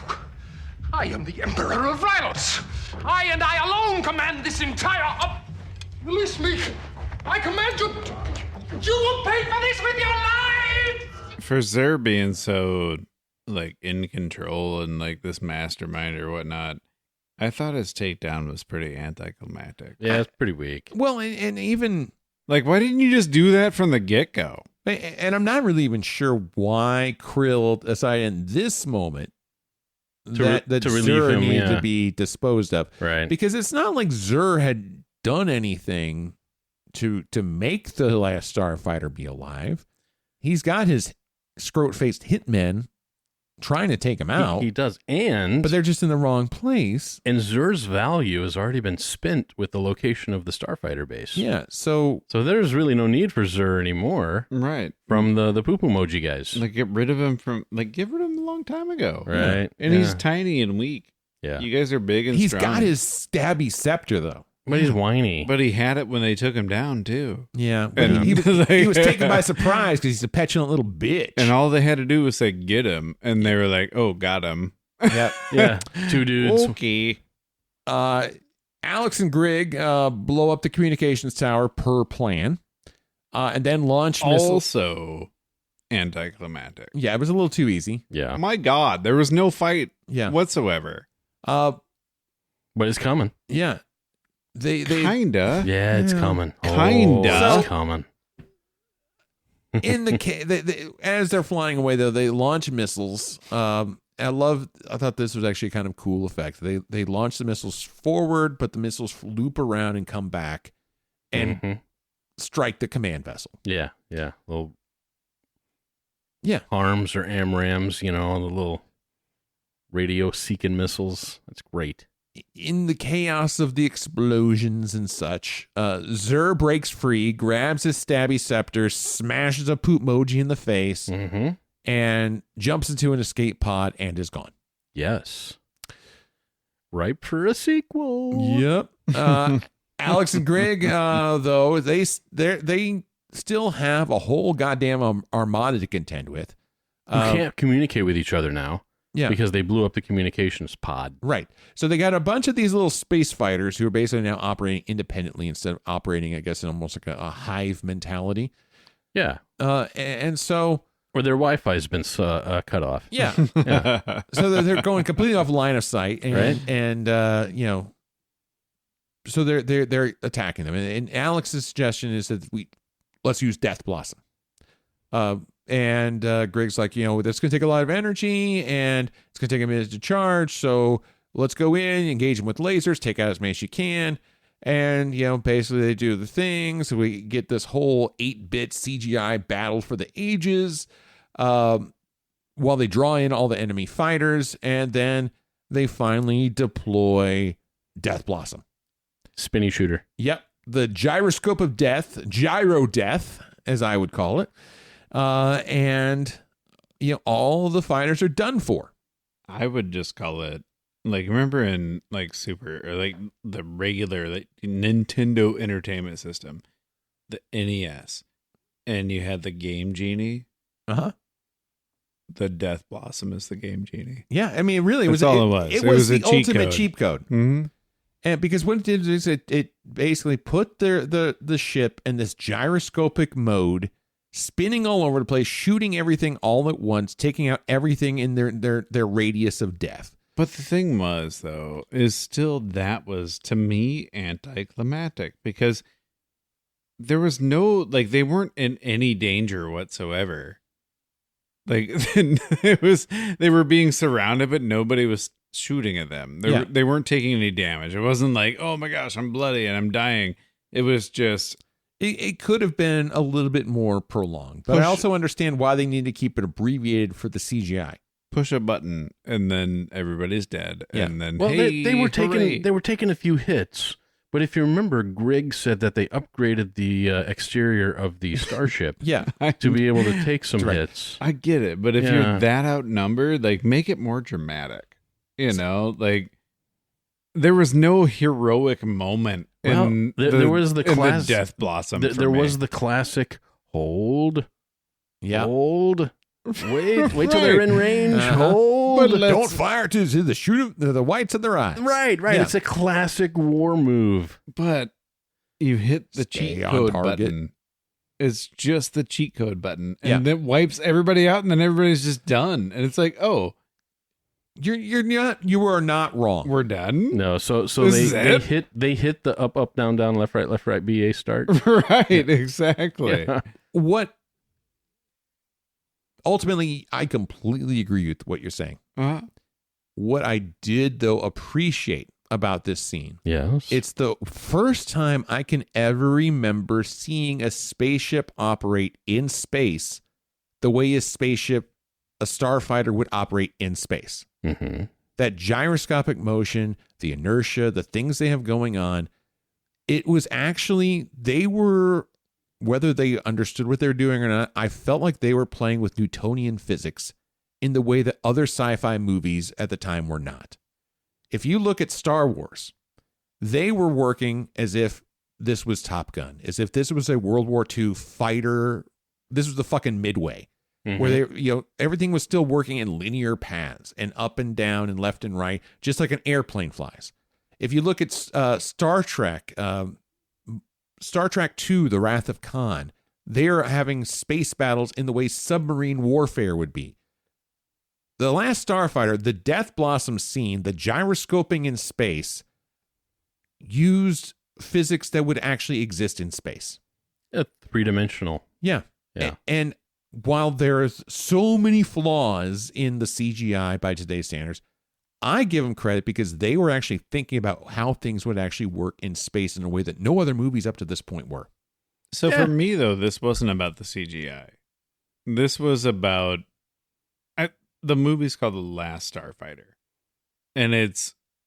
the fight scene should be big and epic. And I don't disagree with that at all.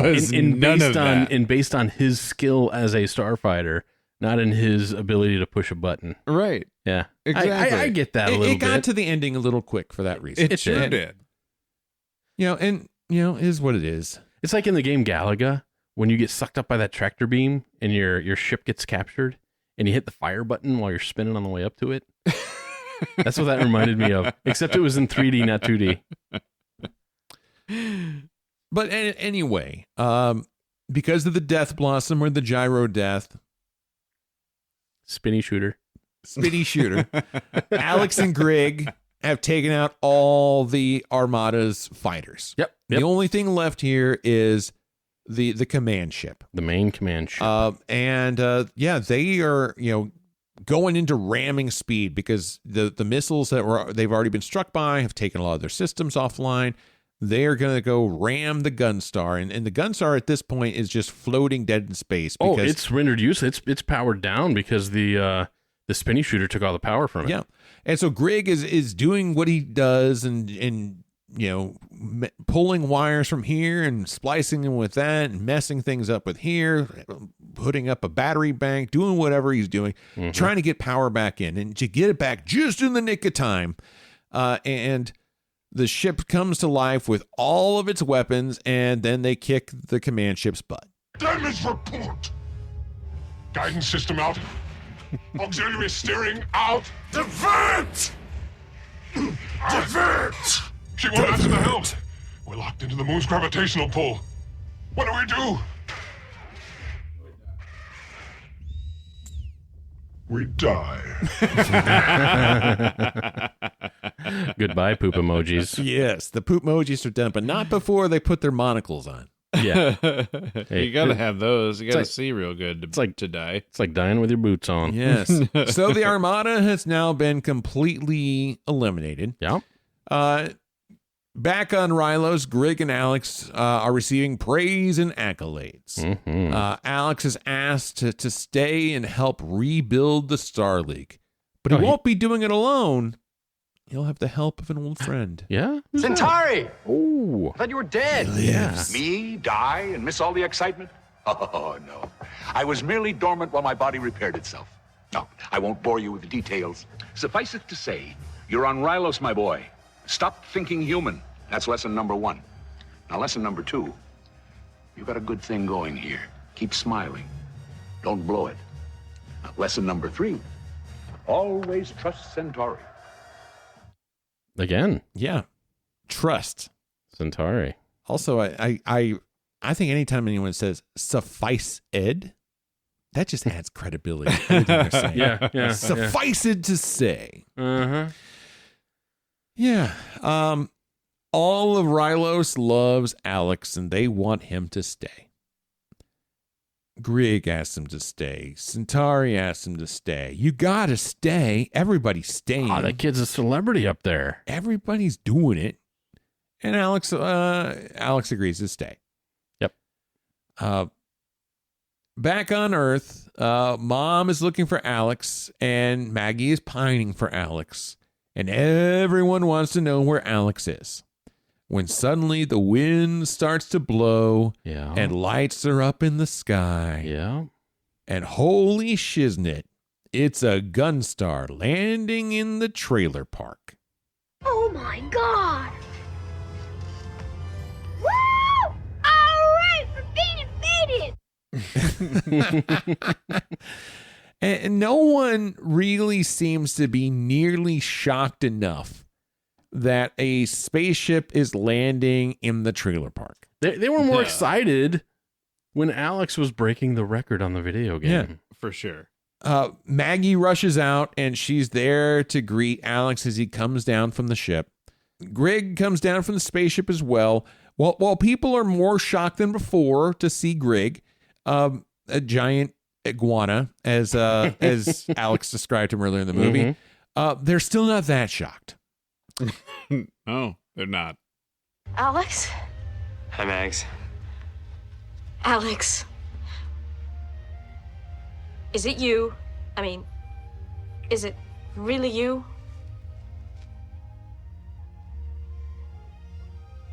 Ooh, kissy kissies. My God. It is you. It's Alex! Alex! Alex, what is going on here? Oh my God, it's Alex.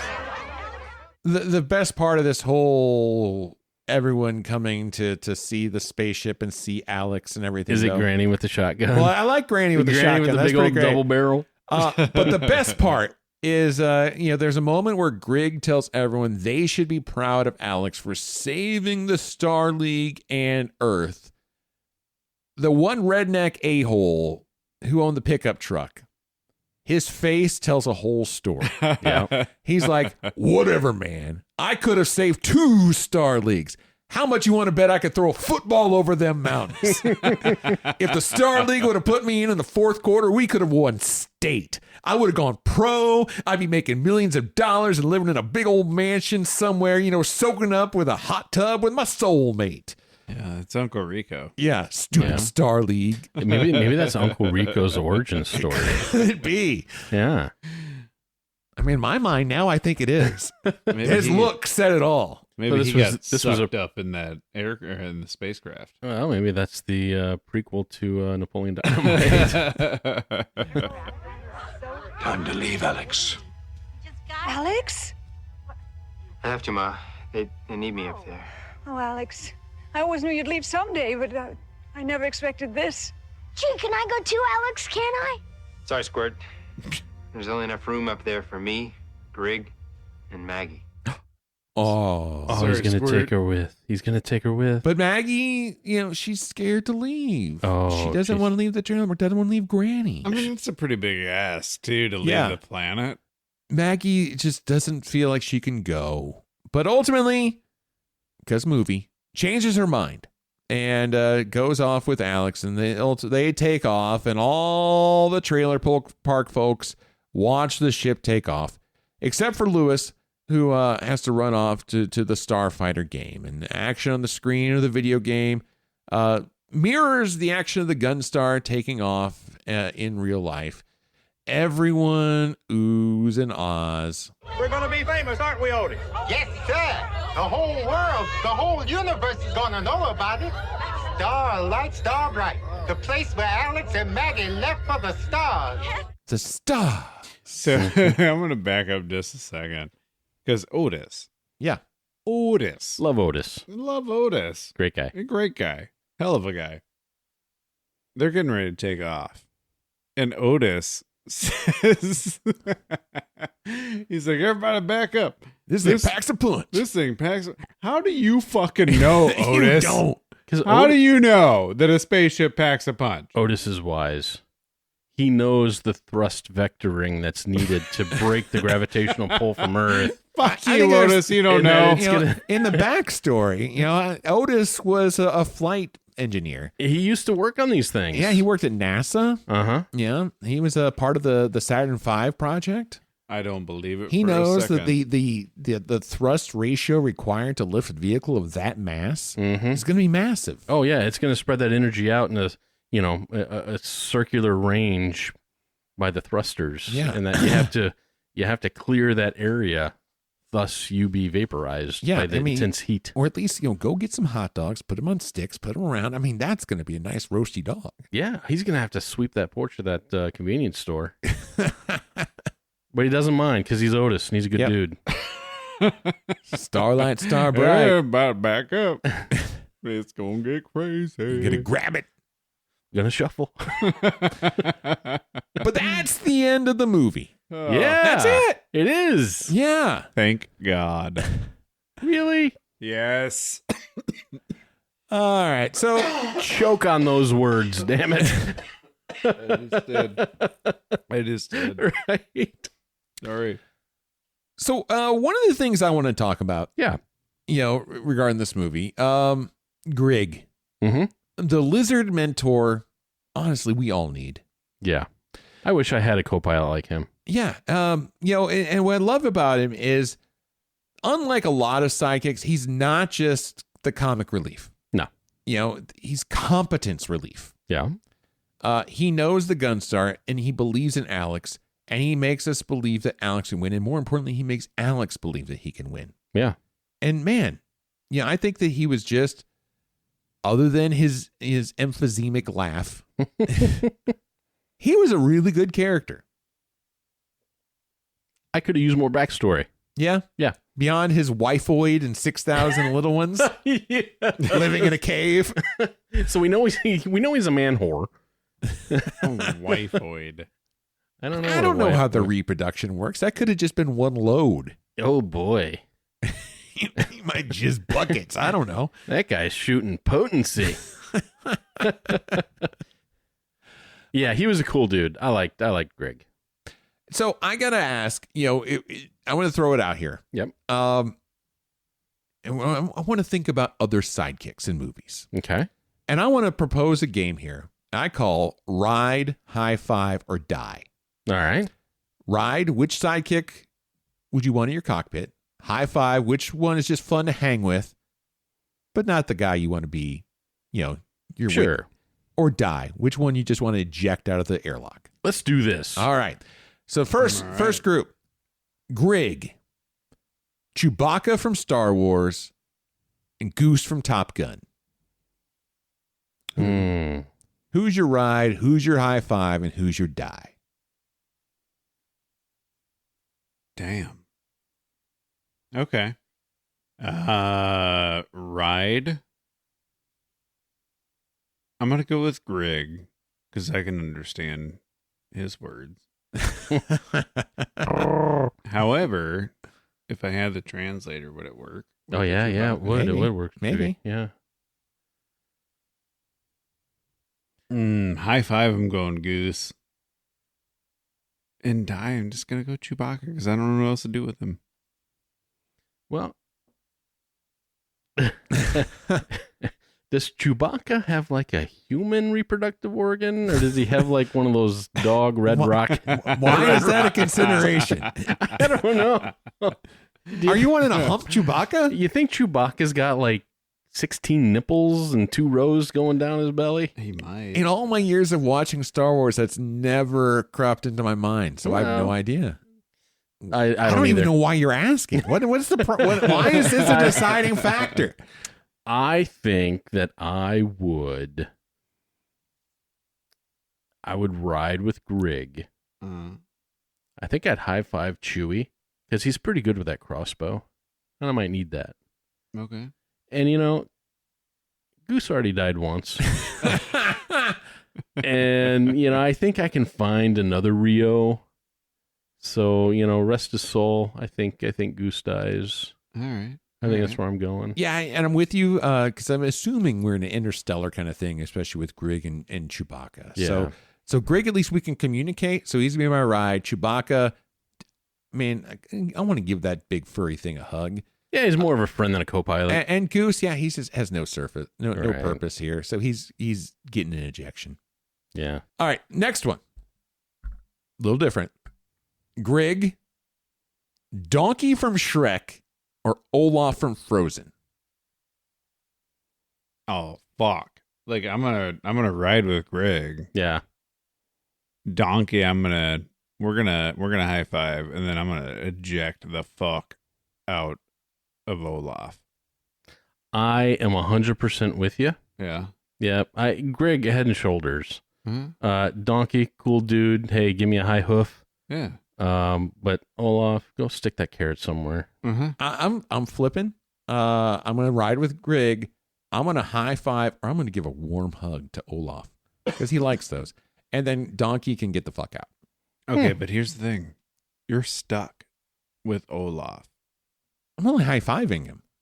No, like now he's with you. If I had to choose between Donkey and Olaf, I'm gonna go Donkey. Well, 100%. I think it's a lose-lose. All right, next one.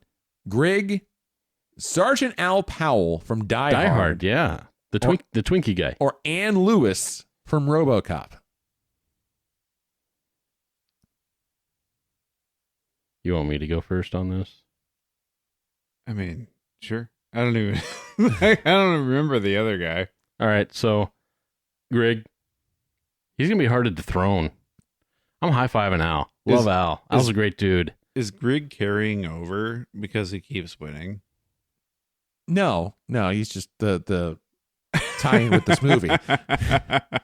And then, I'm sorry, Annie Lewis, but unless they're going to, like, rework you into a cyborg, I'm not riding with you. Yeah. So Annie Lewis can, she can fall off. So I'm going to flip. I'm going to go Al Powell as my ride. Oh, okay. Grig as my high five, and Ann Lewis as my bye. All right. Fuck her. She Yeah. sucked. Right. I don't know Al that well. Have you seen Die Hard? I've seen it. Okay. It's been a while. Have you seen the show Family Matters with Yeah. Urkel? Uh-huh. Yeah, he's the dad. He's the dad. Oh, really? That's Al, yeah. Okay. Yeah, it's been a long time. Yeah, he's a jovial, plump cop. Good guy. All right. Yeah. All right, we got another one? Yeah, a couple more. Okay. And these next two rounds are very regular guy movie show specific. Oh, let's do it. Grig. Mike Rogers from Fire in the Sky. Or Prince Voltan from Flash Gordon. Oh, hell yeah. I got this. I'm riding with Voltan. Are you? Mm-hmm. Oh, yeah. And at this point, I'm going to... Fuck you, Grig. You're going out. I'm going to high five Mike. Huh. All right. I'm going to go a little bit different. I'm going to stick with Grig. I'm going to high five. Not Mike. Who's the other one? Prince Voltan. Yeah, Prince Voltan. He's a good guy to know, but man, he's going to get on your nerves if you're around him a whole lot. Oh, we're riding together. And Mike, go away. I see. I love Voltan's comic relief. He's going to be my ride. Grig. Ah, man. Voltan will be my ride. Grig will be my high five. Mike's going to be my goodbye. Yeah. Or my die. And last round, Grig. Becky and or Beaver from Rad. And Stanley Spadowski from UHF. Oh, easy. Me and Beaver are riding together. Hell yeah. And then I'm going to high five Spadowski, and then Grig's got the boot. Brian? I hate to sound like a broken record, but I'm sticking with Grig here. Yeah? I'm going to high five Becky. There's no telling what she might grow into. I'm going to be cordial. Spadowski would just drive me nuts. Absolutely nuts. I could see you booting him out. Yeah, laters. Yeah, I'm gonna ride with Grig. I'm gonna high five Stanley. Mm-hmm. And maybe even have a drink from the fire hose. But then, sorry, Beaver. You don't know. Die. You don't know what you're missing. Gonna die, you don't know Beaver. what you're missing. You're gonna die. You don't know what you're missing. You're gonna kill the beaver. Yeah, I am. You were a little hard on the beaver last night, weren't you, Ward? It's probably the best lay you'd ever have.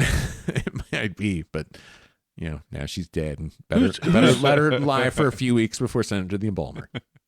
Well, before we go to final thoughts, there's another pressing matter of business that we have to address first. Clarence Boddicker, you are under arrest. You have the right to remain silent. Fuck you. Guns, guns, guns, it's time to choose. Who stole the seat and lit the fuse? Bad, bold, or just deranged? The Boddicker Award brings the pain. Can you fly, Bobby? Not quite, but our winner, pure dynamite.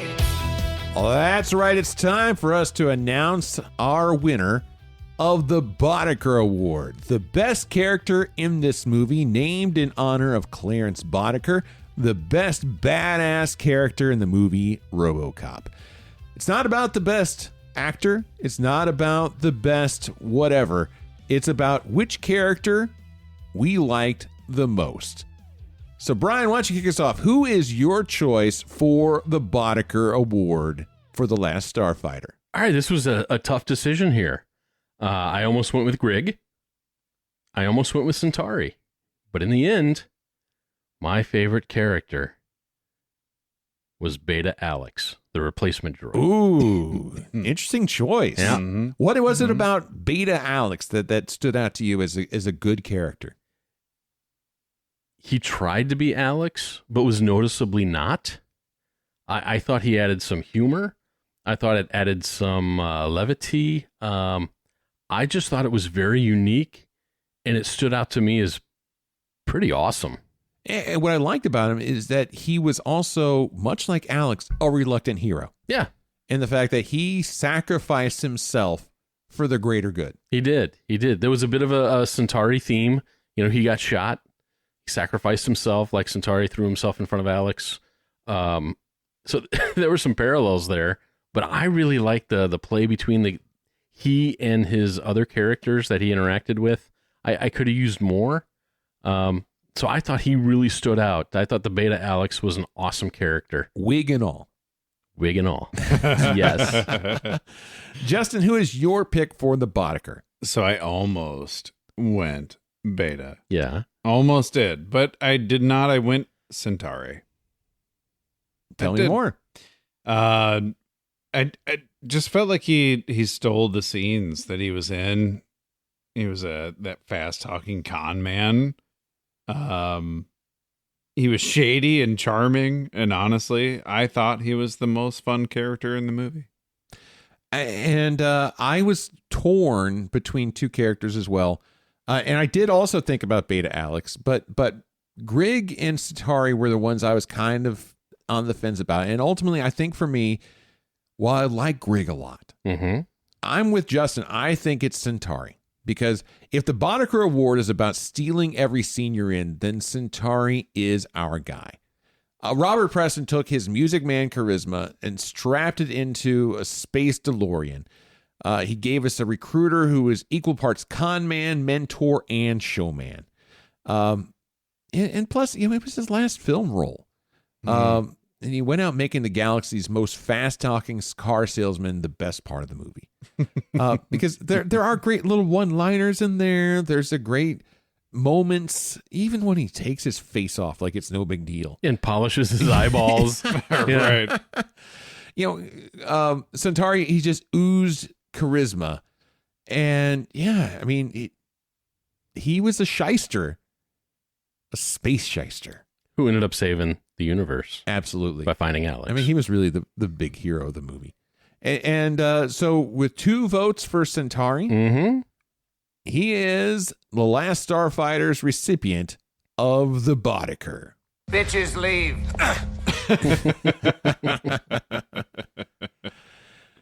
So with that taken care of, let's move on to our final thoughts. Which one you guys want to kick it off?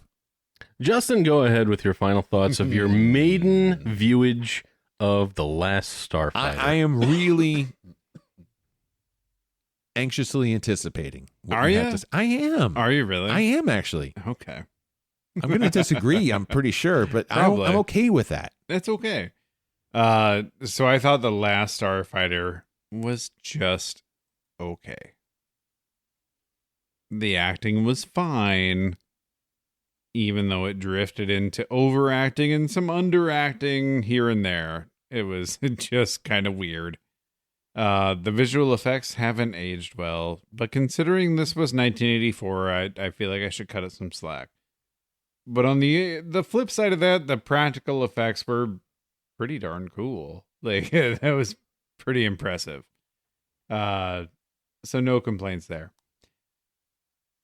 My biggest issue was the story. The setup and the character development in the beginning were great. But when it came time for the big, exciting battle to save the universe, it felt surprisingly anticlimactic. At one point, I checked the runtime and saw only 20 minutes left and thought, okay, here comes the big payoff. But honestly, it never really delivered. I watched this one stone cold sober. That was my first mistake. I wouldn't seek this movie out again. And if I stumbled across it on TV, I'd keep flipping. If I had to watch it again, if you guys forced me to watch this again, I'd need to be at least 7 beers deep to enjoy it. 7? So that's crossing the line from buzzed into drunk territory. But maybe then the space battles would feel as exciting as they were meant to be. 7 beers for me. All right. Brian, what you got? All right. Well, I remember watching this film as a kid. I loved it. I was 10 years old. I didn't know any better.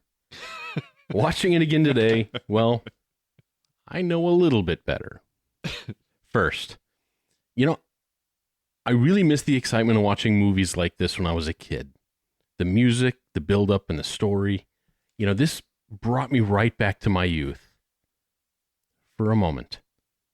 Second, you cannot watch this movie critically. You cannot compare it to today's flicks. Because if you do, this movie sucks the chrome off a trailer hitch. But in the end, The Last Starfighter is one of those rare movies that managed to be both amazing and terrible at the same time. The story is pure wish fulfillment fantasy. The characters are fun, and it broke ground with early CGI, but let's be honest. The special effects look like your old Commodore 64 had a fever dream. And some of the dialogue is cheesier than a stuffed crust pizza. Still, that's exactly why many people love it. It's campy, it's charming, it's ambitious, and it's proof that sometimes shooting for the stars, even if you don't quite get there, can still make you a cult classic. Unfortunately, the movie did not hold up as well as I thought it would. I wish it did, and I think it could if it was remade. But I have to say, I did really enjoy watching it again. And really, isn't that the goal of any movie?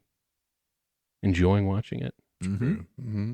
That being said, for maximum enjoyment of this movie, I'd really enjoy this movie with a full sixer. So, I think it'd be a blast with a full 6-pack. All right. Probably would be. Yeah. Mm-hmm.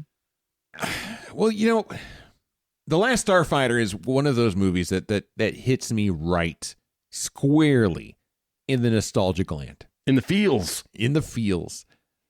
And I was really scared to watch this movie again. It had been so long that I just didn't know how it could ever live up to what I remembered it being when I was a kid. Does it hold up? To be perfectly blunt, no. The CGI looks incredibly dated by today's standards, like a Windows 95 screensaver trying really hard. But back in 84, it was groundbreaking, and they were swinging for the fences with something new. And even if it stumbled so that movies just a few years later could run. That aside, the characters I think are good. The acting is solid enough, and the story, this is pure sci-fi fantasy, the kind of thing I can never get enough of. Lance Guest does a solid job as both Alex and his beta counterpart. I believe both of them are reluctant heroes. I believe both of them are confused. And let's not forget the supporting cast. Robert Preston's Centauri, chewing scenery like it's his final meal. And Dan O'Harley's Grig, the lizard-faced buddy we all wish we had in our cockpit. They're the glue that really holds this thing together. And yeah, ultimately the CGI is clunky. The villain may be more brat than menace, but none of that matters to me. I love this movie. I understand why you guys didn't feel the same way, have the same level of feels, but for me, nostalgia made all that okay. And honestly, I could watch and enjoy this movie as I did yesterday with 0 beers and still like it. But everything's better with 2. I don't need to be buzzed to enjoy this movie. A couple of beers is all I will really need to enjoy it at its fullest, completely remembering why I fell in love with this movie in the first place, and in large part, why I fell in love with movies as a whole in the first place. This movie meant a lot to me as a kid. I still love it as an adult. It held up where it needed to, right in the heartstrings.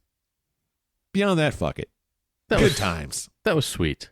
So, how many beers? 2. 2. Are those 2 of the tropical beer hug imperial IPAs at 10.9%. Oh, two space campers is all I need.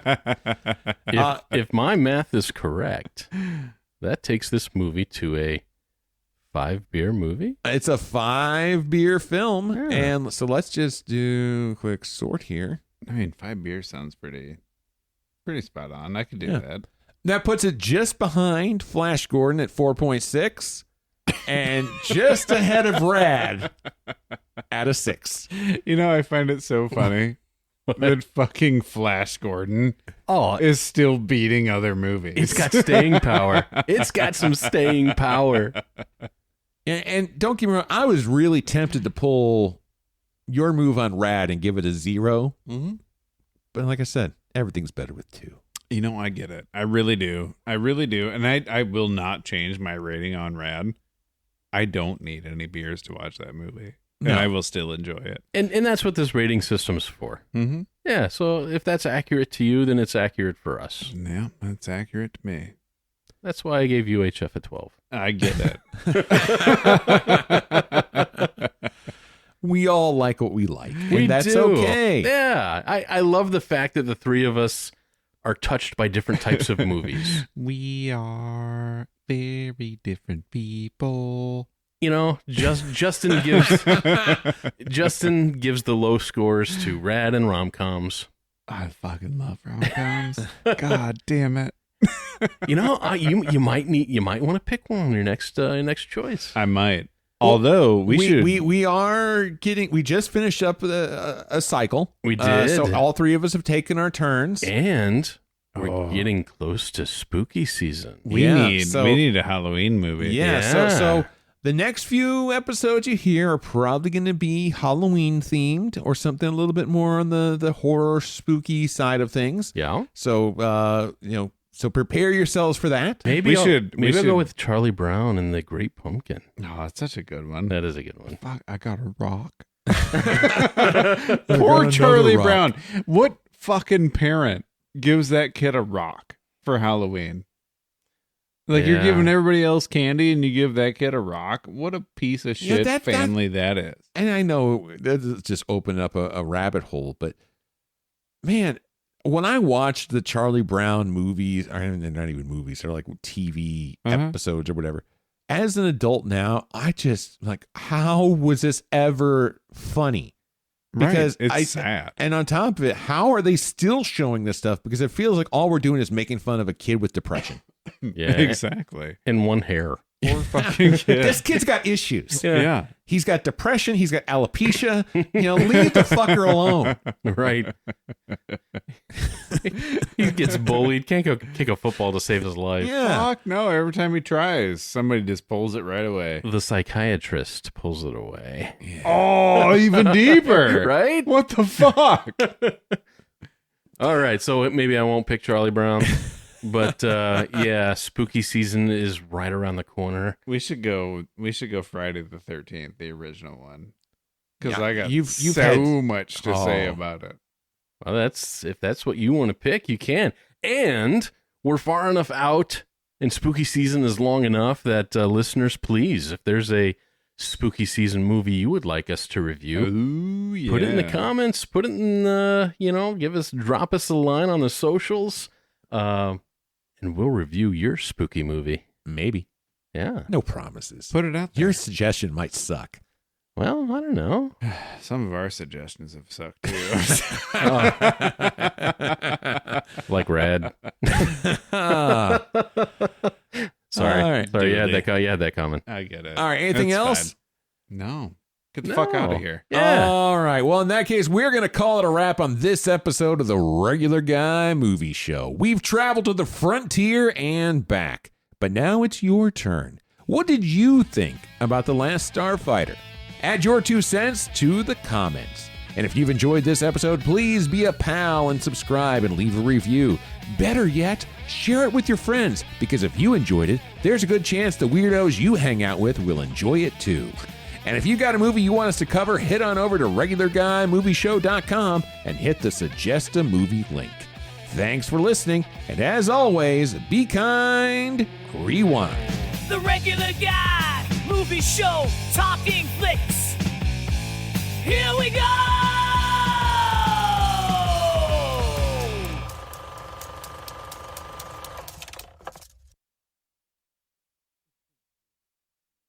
A big giant starship lands, right? And the pilot of that starship gets out. Yep. And regardless of any romantic interests, he asks you, now this is when you're 18 and you don't have kids, you don't have a family, you don't have a wife. Fuck yeah, I'm going. Yeah. Yeah. And he asks you, hey, let's go. I'm like, well, shit, yeah, I'm not even packing a bag. Let's go. I bet they got underwear there. You don't need it. Right? Toothbrushes, I'm sure they got something way better. Self-cleaning underwear. Yeah. I'm climbing aboard that ship. Oh, for sure. At 18? Yeah. No doubt. Uh-huh. Yeah. Do I need to bring my own snacks? You got snacks on the ship? What do we need here? Even if I got Granny back at the trailer park, I'm like, hey, good luck, Granny. Granny's gonna die soon. Granny's gonna die trying to retell this story. Right? And she'll have a little heart attack when they tell her, we don't believe you. Oh, no. It was swamp gas. now it's time to sew your eyes shut. That's why they chose the trailer park. That could be. Yeah. Genius. Yeah. No one's going to buy that shit. Nope.